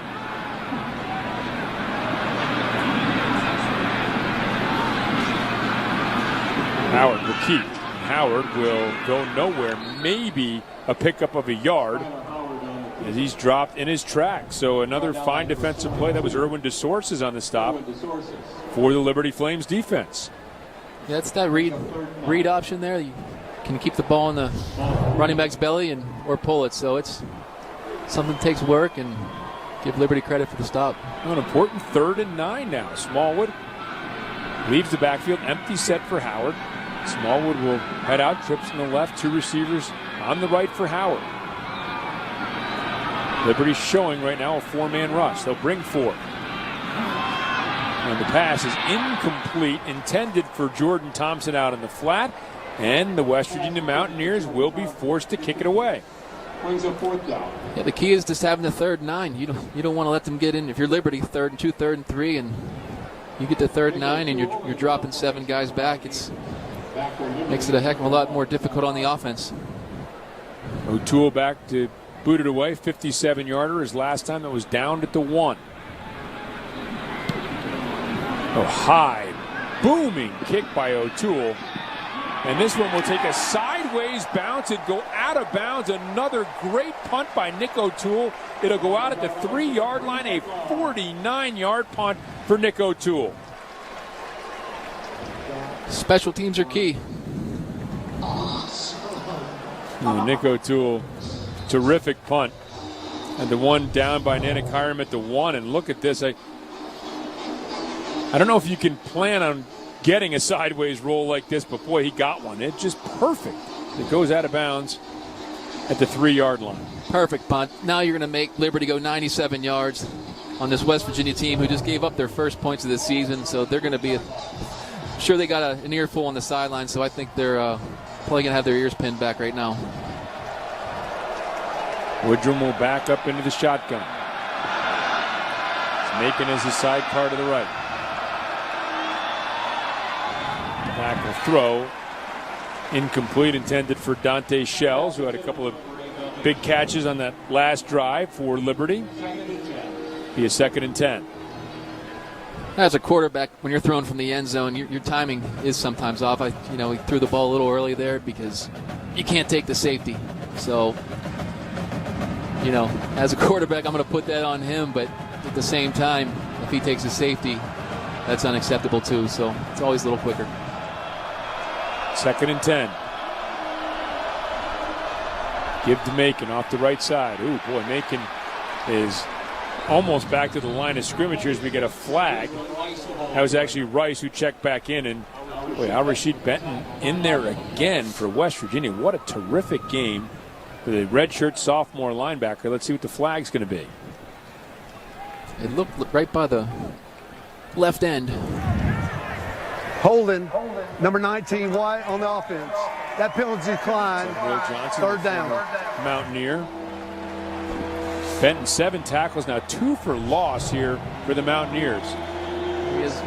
Get the ball 3 yards deep in the end zone, and you got a bunch of yellow in front of you. Put your head down, just try to get back to the 2. If I'm Liberty here, I'm just trying to get 5 or 6 yards to give my punter some room. 3rd and 11, Mountaineers showing blitz. Want to be aggressive. See if they bring all that pressure they're showing. They do. All the receivers will be singled up in coverage. They do bring the pressure. Quick pass, and it is batted away. Worley and Farrow colliding around the 7, just trying to get that 5 or 6 yards. Mark, you were talking about, but Darrell Worley closing very quickly. Yeah, he's able to do that with the pressure. You bring the pressure, and I know Josh gets hit here. He has to get rid of the ball quick. And the defensive backs, they're taught just as well that he's going to have to get rid of the ball quick, and so you can jump on it because there's no time for a double move there. Boy, he just had time to even throw that quick slant. It's catch and throw all in one motion. Trey Turner backed up with his heels almost on the out-of-bounds line. Snaps a good one. Gets out a quick kick. End over end. Going to be taken by Dillon at the 35. KJ Dillon will be dropped there, but terrific field position for the Mountaineers. They'll mark it at the 34-yard line of the Liberty Flames. Yeah, and you could give credit back to West Virginia special teams for putting them back on the 3-yard line. And like I said, after giving up their first points of the year, I didn't see them blowing that anymore. Right, and Nick O'Toole, again, like you said, pinning him deep there. That ball bounces into the end zone. Maybe a different set of plays called by Liberty. They had a little momentum going. They score the touchdown. They get the stop. And now because of that punt, excellent field position for the Mountaineers and a chance to get on the board again. Howard back, looking. Nobody open. He'll roll back to his right, looking downfield. And now we'll tuck it and get inside the 30 down to about the 29-yard line. So nice job by Skylar Howard. Nobody open downfield, able to pick up 5 yards. That'd be a 2nd and 5. Will Brown chased him out of bounds for the Liberty Flames. A good job there by Skylar Howard. The safety stayed deep, stayed home, and there was nothing there. Liberty showing a little pressure up the middle. Howard will keep. Howard will be wrestled down. No gain. It is Nick Newman. Fine and talented junior linebacker. 6'4", 210. Nick Newman showing some speed and stops Howard for no gain in the play.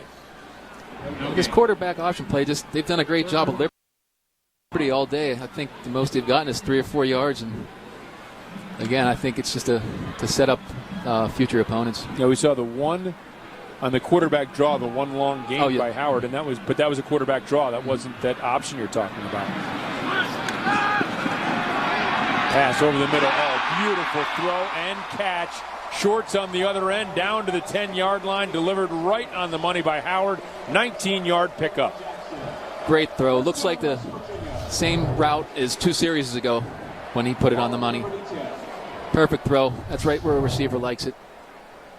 Howard quickly out to Durant. Durant scoots up the sideline, out of bounds at the 5-yard line. And also, I think we can credit this West Virginia offensive line. They had the early sack by Uzue early in the game, and since then Uzue was one of the best defensive linemen in FCS, and nobody else. They really haven't gotten a whole lot of pressure on Skylar Howard. No, they haven't. I think, they probably know his reputation coming in, and we're a little bit juiced up, but they've calmed down, and I think these little quick passes too, they kind of see a lot of hands on hips right now for Liberty. I think they're getting a little gassed here with so much time on the field in the second half. 2nd and goal. Durant in motion. Fake. Open. Wide open. It's Elijah Wellman on the 5-yard touchdown reception. And Wellman, his first career touchdown reception. The Huntington, West Virginia native puts his team up by the score of 33-7. There's where the runs pay off. You get 2-3 yards and fans get restless, but he put the ball in the sweep and then the running back's belly and wide open for a touchdown. Oh, that's got to be a thrill for Elijah Wellman, growing up in the state of West Virginia, playing for his state's university, and coming up with a touchdown there. Lambert, the extra point is up. It's good, and West Virginia has pulled away now 34-7 with 32 seconds left in the third quarter. One more look here. Mark, what are you seeing? Yeah, here's the touchdown again. Here comes the end. Coming down the line right there, both of them. Everyone goes there inside thinking it's going to be a run since they're inside the 5, and he sneaks out there wide open the flat. Just the way you design it. Doesn't always happen that way, but you love it on Sundays when you look at the film and it comes out the way you planned. Well, you grew up in Pennsylvania, obviously in Pittsburgh, and not too far north from here. But is it special for the West Virginia guys who are from West Virginia to do something here for their home university, especially here at home at Milan Puskar Stadium? Absolutely. You only have so many scholarships, and I know that West Virginia, I think they have 28 or 29 guys on the roster, and obviously they're not all scholarships. So they have a huge walk-on program here, and they take great pride in it. I think the second most is Florida. But we always had a ton of West Virginia guys, and their families are here, and there's something special about this place. So Mike Molinari now will do the kicking off here. He gets a chance to boot one deep. And it's going to be taken in the end zone by Damian King. King across the 10, across the 15, across the 20, and slithers out to about the 24-yard line, which is where the Liberty Flames will take over. We talked about that West Virginia defense, and we had a chance to ask redshirt senior Nick Kwiatkowski about WVU's defense. We have a lot of veteran guys, a lot of guys who've been through a lot since I've came in. Multiple coaching changes, different defenses, so we're motivated. A lot of seniors on this defense, so we're happy with what we have, and we're just get better each day and see where we end up. We talked about Tony Gibson. We've mentioned him coming back for another year. Of course, Kwiatkowski, one of the leaders, but 27 letter winners, 16 players on this defense who've started at least one game heading into the season. So this is a very experienced team. Woodrum here on the roll will get out to about the 28-yard line. He'll pick up about 3 or 4. But, Mark, to have all that experience going into the season with 16 separate players who started at least one game, you don't see that very often. And you see why West Virginia is high on what their defensive capabilities are heading into this season. And we'll get Mark's thoughts on that as that is the final play of the third quarter when we return. West Virginia pulling away here in this second half, leading by the score of 34-7 over Liberty. You're watching Wild and Wonderful Athletics on Root Sports.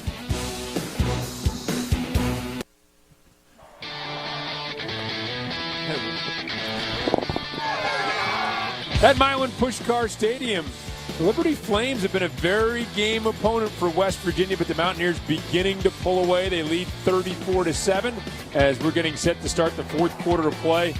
Been another fine defensive, hard-hitting effort for the Mountaineers. A little bit of luck maybe, and a lot of offense as well, as the Mountaineers have a comfortable 34-7 lead. A lot of push-ups. I bet you Shane Lyons likes to see a lot of push-ups. You like to see a lot of push-ups? I love push-ups.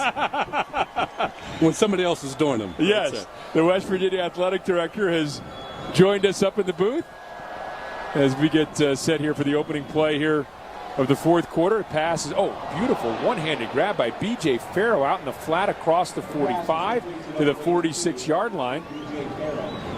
Let's take another look at that before we get to the West Virginia Athletic Director. Oh, that's a beautiful grab. Great coverage. Nothing you can do about that. Good ball placement. Great catch.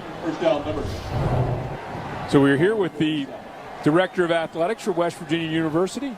Mark, Mr. Lyons would make a nice target on the flat, wouldn't he? It's a heck of a lot bigger than me. Between him and Coach Huggins, we could put a couple D linemen. A couple tight ends there. Here's a play-action pass. The rollout here by Woodrum, and a nice completion along the far sideline to Dante Shells. And Shane, first of all, as a West Virginia guy, what does it mean for you to come back to this university and be the athletic director? Well, it's obviously a great state and great tradition in this football program as well as our other athletic programs. So it's great to be back in my home state and in my alma mater and serving as the athletic director. Now, you were at Alabama before. You've worked for the NCAA. You've worked for conferences. How have all those experiences gotten you ready for this job and the challenges that are in front of you here? Well, I think each job has its challenges, as you stated, Rob. But, I think the thing about understanding the national issues as well as the issues that you face on campus each and every day. So, it's great to be back on campus. That's one thing I missed when I was at the conference level and national level. So it's good to be back on campus. We hear about the renovations going on here, $50 million renovations to Milan Puskar Stadium.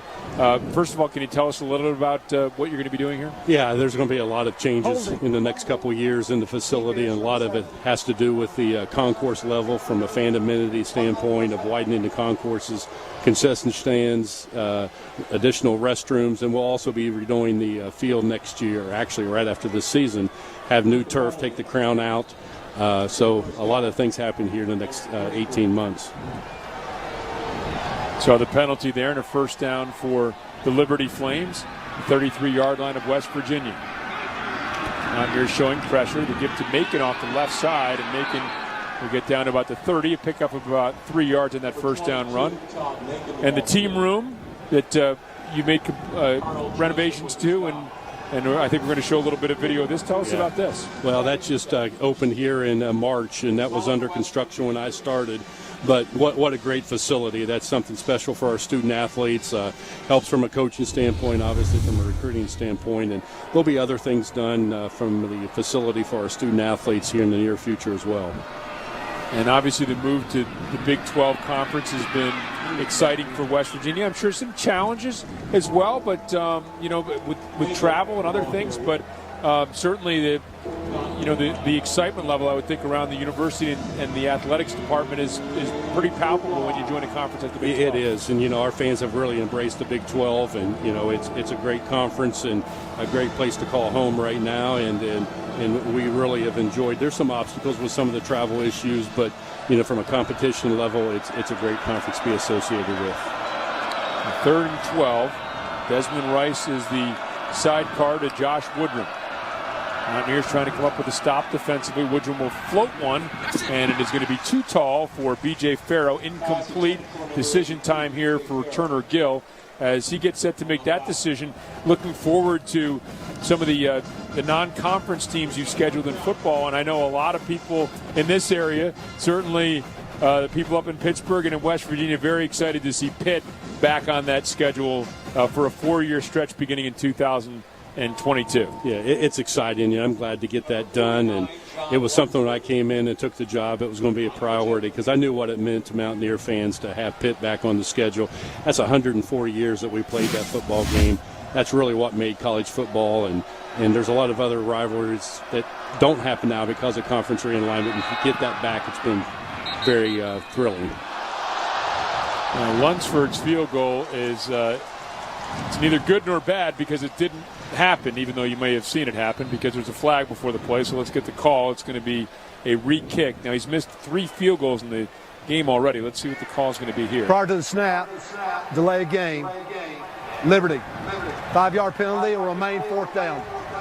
So he's missed from 46, from 52, from 31.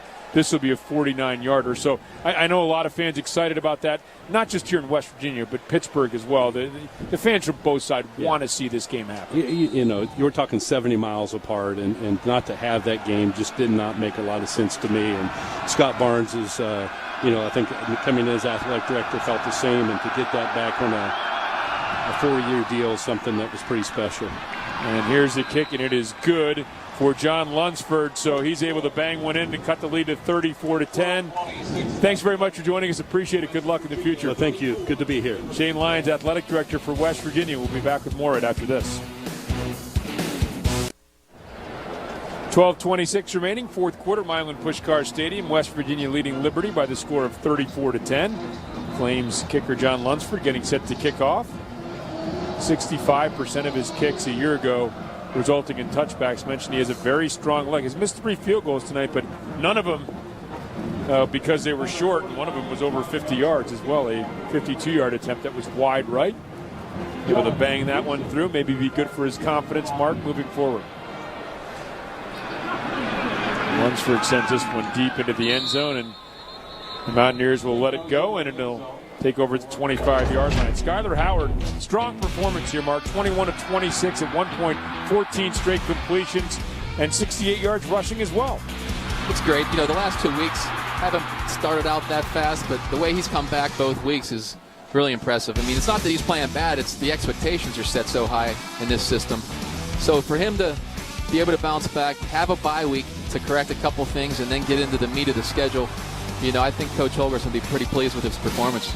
21 of 26, 263 yards, 3 touchdowns. Again, no interceptions, and he is off on the sidelines as William Crest Jr. has checked into the game. And he will drop one out over the flat, picked up by Wendell Smallwood. Boy, a crushing block down the field as well by Stone Underwood, who is checked in at the center position. And a nice little flip from Crest out to his receiver, Wendell Smallwood. Yeah, again, just a little flip out to the left. Not that easy of a throw. Actually, a screen. Nice crackback block there, and I know the Liberty defender, he'll remember that one. 2nd and 3.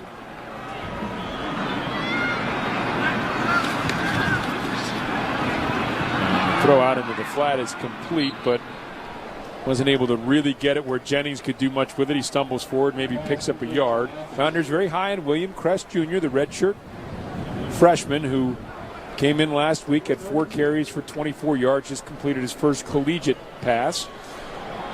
That's a long throw, that left hash all the way over there, and quarterback's job is to get it to the receiver as quick as he can and get a pretty good rhythm there. 3rd and short.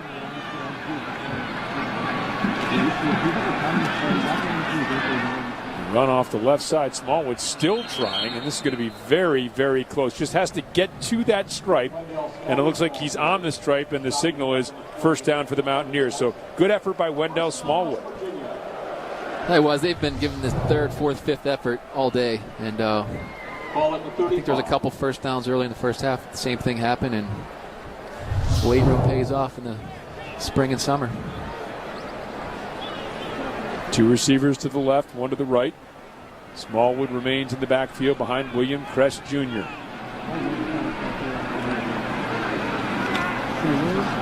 Crest will keep. Boy, Crest has nowhere to go. Going to try to cut back and try to fight forward and see if he can get back to the line of scrimmage. He can't, as it's Corbin Jackson who comes up on the stop.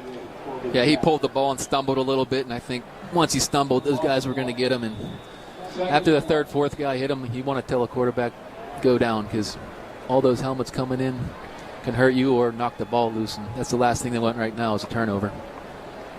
A.J. James, the safety. I think he's kind of gingerly holding that left wrist area.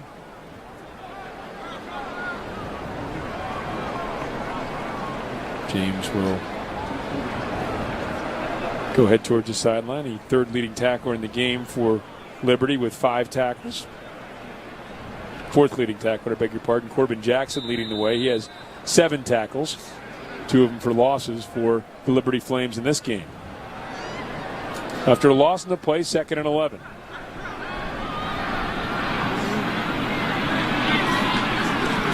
Handoff, left side, Smallwood. Will cross the 35, get it out to about the 37, where it's going to bring up a 3rd and long. This is what you want if you're Coach Holgerson, is to get a comfortable lead in the fourth quarter where you can play your young guys, because just getting them any experience during the season is tough. So I think he's happy to get some of these guys in here right now. We talked about getting some depth along the offensive line as well. Here's Crest now, called quarterback draw, nowhere to go, and Crest will go down. He picks up a yard before he is stopped, and so it'll be a punting situation. Who's Weehay on the stop for the Liberty Flames.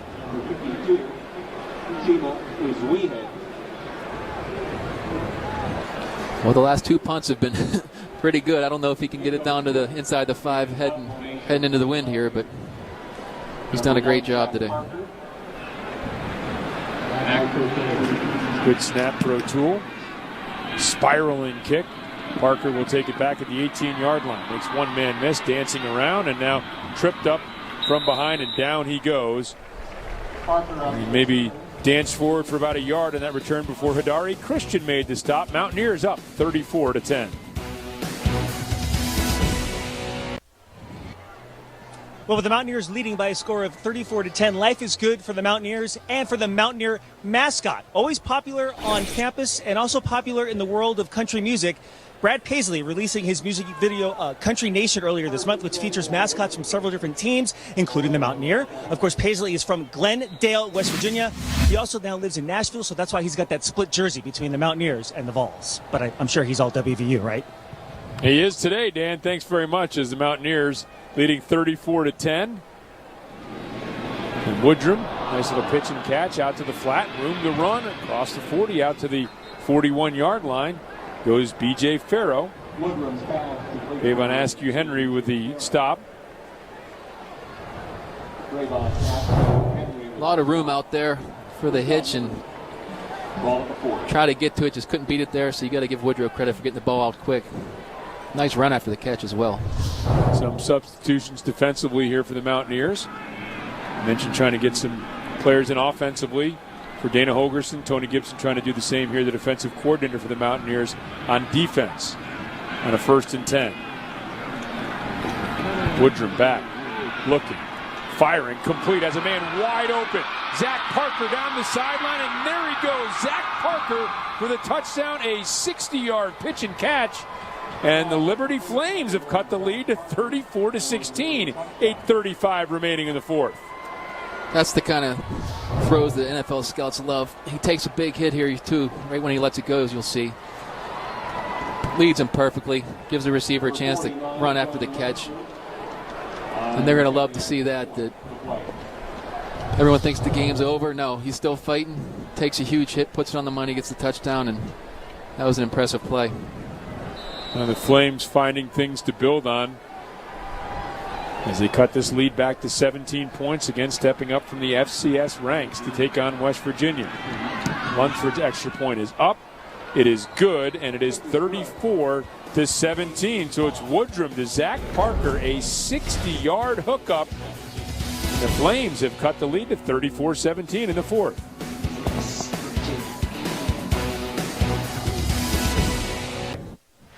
Get the inside scoop on every WVU football game with Mountaineer Game Day on Root Sports. Tune in Saturdays to preview the Mountaineers' upcoming game and get an in-depth look at their 2015 season. It's all a part of Wild and Wonderful Sports, and it kicks off Saturdays at 11 on Root Sports. There's head coach Dana Holgerson. And I'm not sure he's going to be particularly pleased, Mark, with this game. No, he was. He said they were playing average at halftime.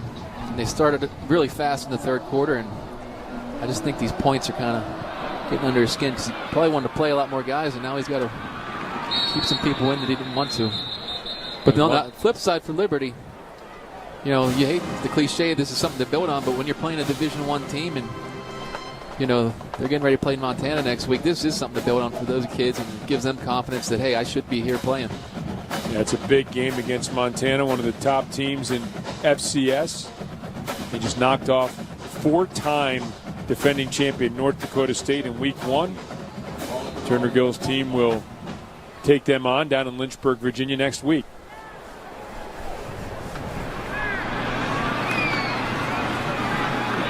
Here's a handoff. Smallwood, left side. Smallwood cuts back up. Smallwood staying in bounds, and Smallwood out to the 39. Good hard run by Wendell Smallwood. 14 yards, first down Mountaineers.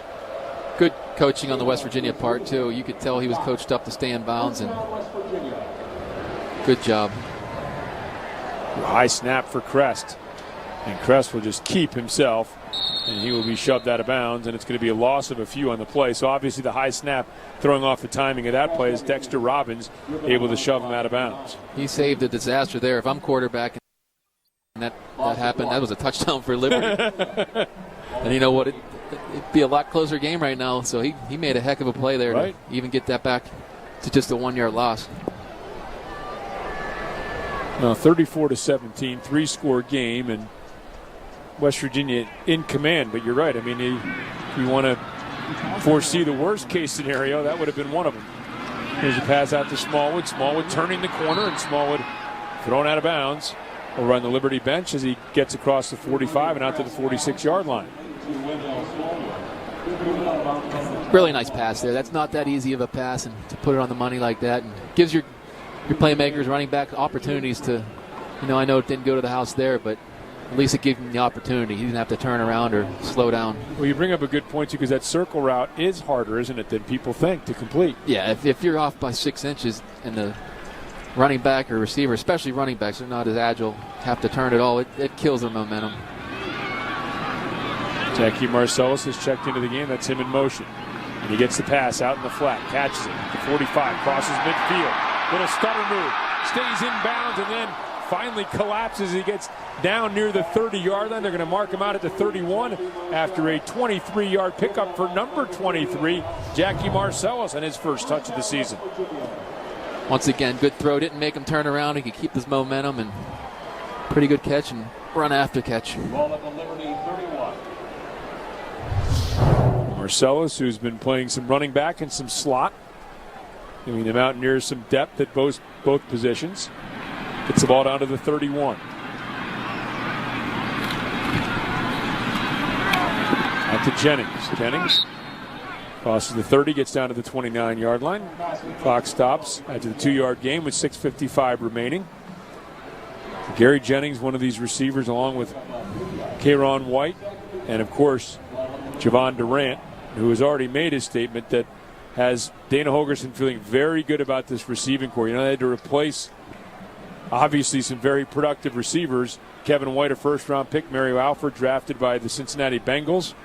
That's a couple of big-time receivers he's had to replace, but feels very good about his young core of receivers.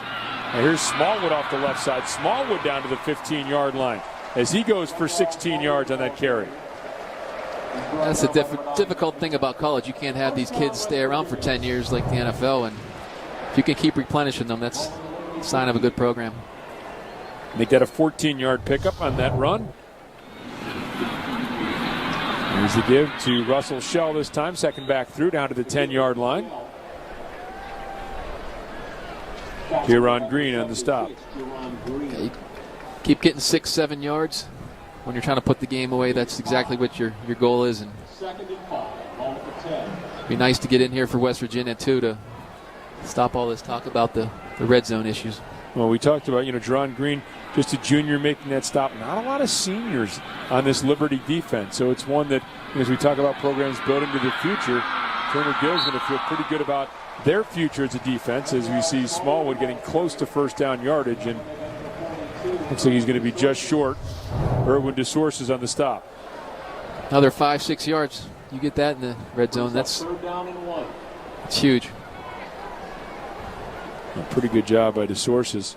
moving down the line of scrimmage to make the stop. 3rd and inches.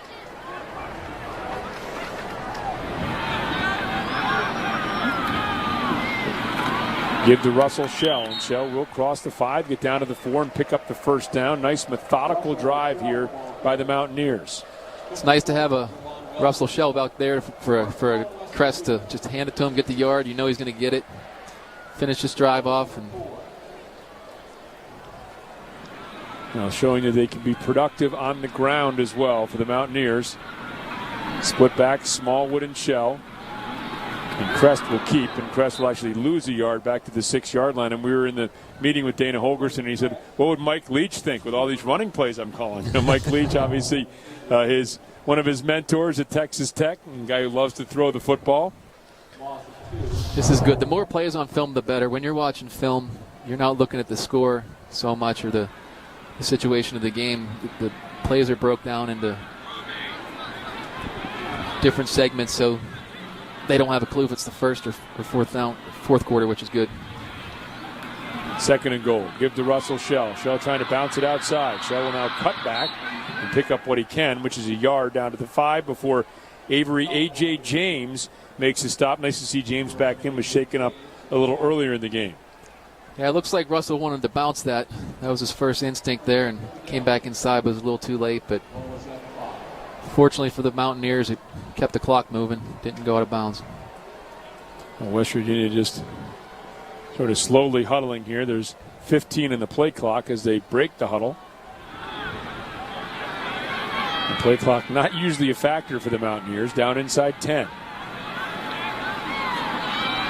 Crest and the give. Smallwood on the touchdown. Wendell Smallwood goes in from 5 yards out, his 2nd touchdown of the game. And the Mountaineers have hit the 40 mark, pending the extra point up 40-17. Great drive by Crest. That's all you wanted. You want to take some time off the clock, get a touchdown, pretty much put the game away. So I think Coach Holgerson's be pretty happy with that drive. And this whole, it's 5 yards on each side. Great blocking. Made one guy miss, which you always expect your running back to, and great play. That was a gaping hole. Now Elijah Wellman will hustle on for the extra point team. 12-play, 75-yard drive. 5-yard run by Smallwood. Took just under 5 minutes. Extra point attempt is up. Extra point attempt is good, and the Mountaineers leading 41-17. 3:36 remaining here at Milan Puskar Stadium. 2nd touchdown run by Wendell Smallwood gives West Virginia a little more breathing room.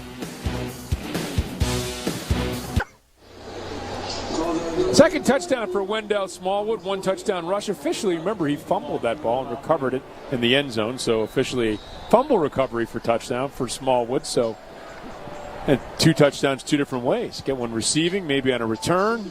You know, right, Mark? I remember everyone talks about Mary Lemieux's 5 goals, 5 different ways. How many different ways can you score a touchdown, I guess? That might be a new record. I'm sure he'd want the rushing touchdown, though. I would think so. Damian King gets his return and spins out of 1 tackle, gets out to the 25-yard line. 22-yard return for Damian King. As we take a look at West Virginia's upcoming schedule, looks like they're going to improve to 2-0 here. They will host Maryland next week. Boy, the Terrapins shocked by Bowling Green today. And then October. This is the portion of the schedule everybody's talking about. They have number 19. They have Oklahoma State, number 19, another team that's also getting votes. And then to finish things off, number 4 Baylor and number 3 TCU.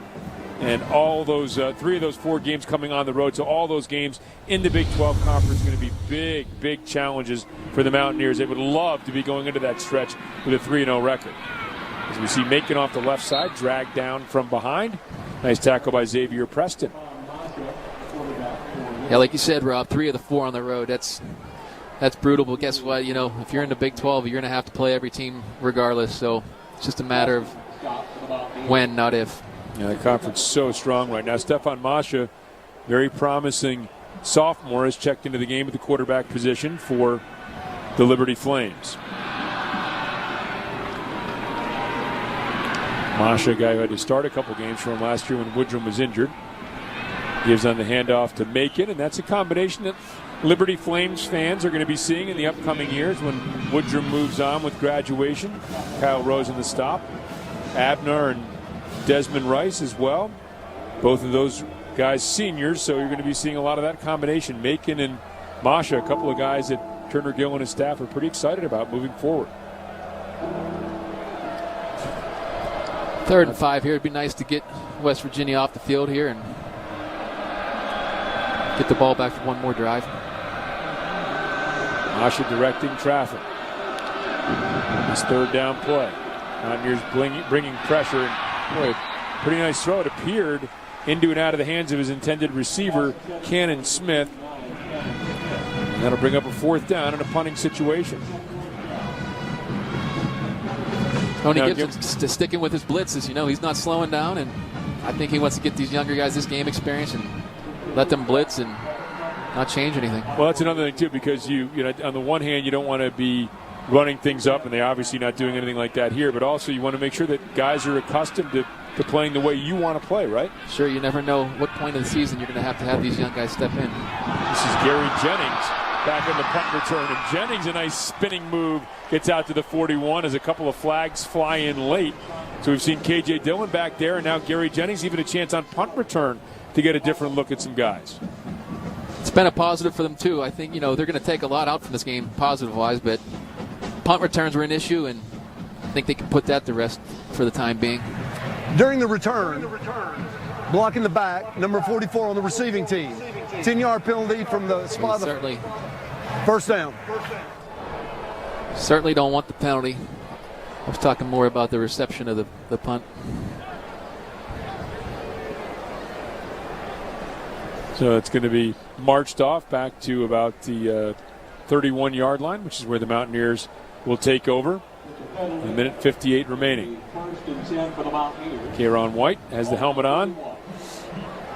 Long hair flowing out of the back, just like older brother Kevin. Dana Holgerson's team should be able to cruise to victory from here. And the give to Thomas Williams, the running back who's checked in. Dante Thomas Williams, redshirt freshman. Another guy who was highly recruited coming in, having to wait his turn behind some experienced runners.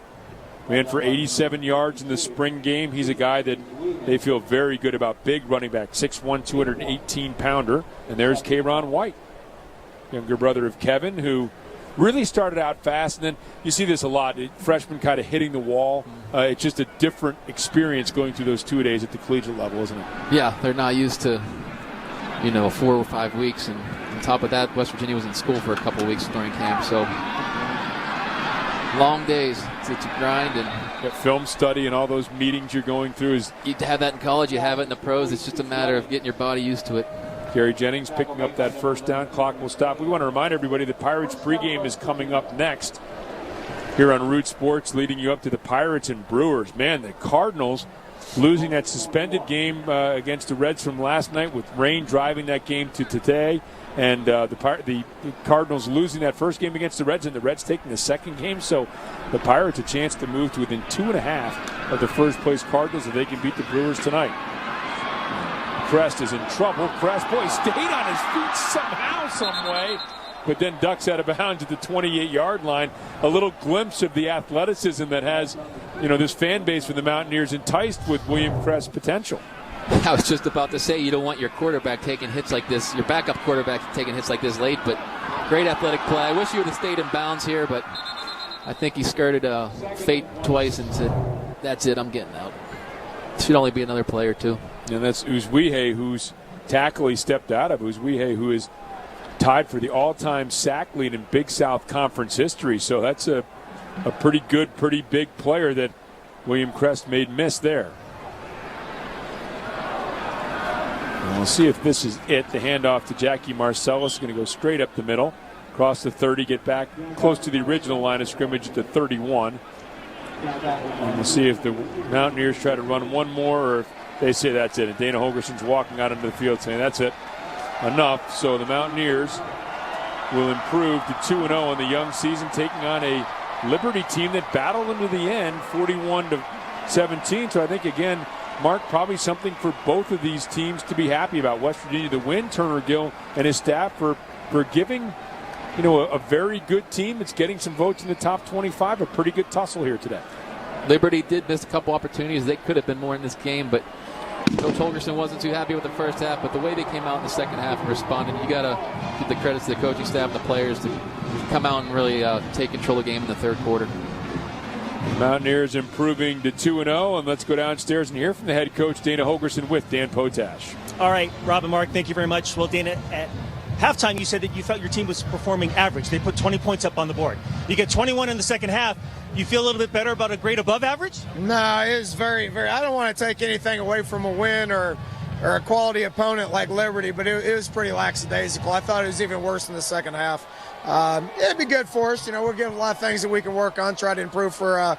Got a bye week, and then we got our final non-conference game after that. Skyler did seem to find some consistency as far as running the offense and maybe throwing the ball in that second half. Did you feel the same? And maybe working with some different receivers will take some time to gel? Yeah, there's no question. It's going to take time from a timing point of view. But I was very happy with Skyler. The one thing that I graded him really hard last time is his completion percentage. And I thought he did a good job of putting the ball in play today. Okay, enjoy the week off. Good luck against Maryland. Okay, thank you. Guys, we're going to try to get Skyler Howard as well. Stand by. And actually, you know what? Hold on. He's coming right now. Hey, Skyler, a win's a win. But I know the first half seemed to be a little bit different than the second half. Did you feel more comfortable offensively in that second half? Yeah, once we're able to go into the locker room and really gather everything, we've seen looks and make adjustments. It's always easier to come out in the second half and make those adjustments and execute them. 2 games in the books, but you have some new faces on offense. For example, Kevin White now in the National Football League. Will it take some time for you to get comfortable with some of these guys as far as throwing the ball? Yeah, I think it's better already from game 1 to game 2. I think we've built that chemistry, throughout the summer, but it's just a continued process, and I'm feeling really good about those guys. I trust those guys. You don't get to pick when you get a week off, but 2 weeks before you play Maryland. How does that help you after 2 games? Maybe take a closer look at some of the things that you're doing and maybe what you're not doing on offense. You talk about those young guys. I think it's a good chance for them to really get in the film room and study these first 2 games and understand how college football works, and we're just going to take advantage of it. I'm ready to get back to work. Skyler, thanks for the time. Thank you. All right, guys, that's it from the field. Back upstairs to you. Dan, thanks very much. So 68 yards rushing, 21 of 26, 263 yards for the quarterback for the Mountaineers, Skyler Howard, as they win here 41-17.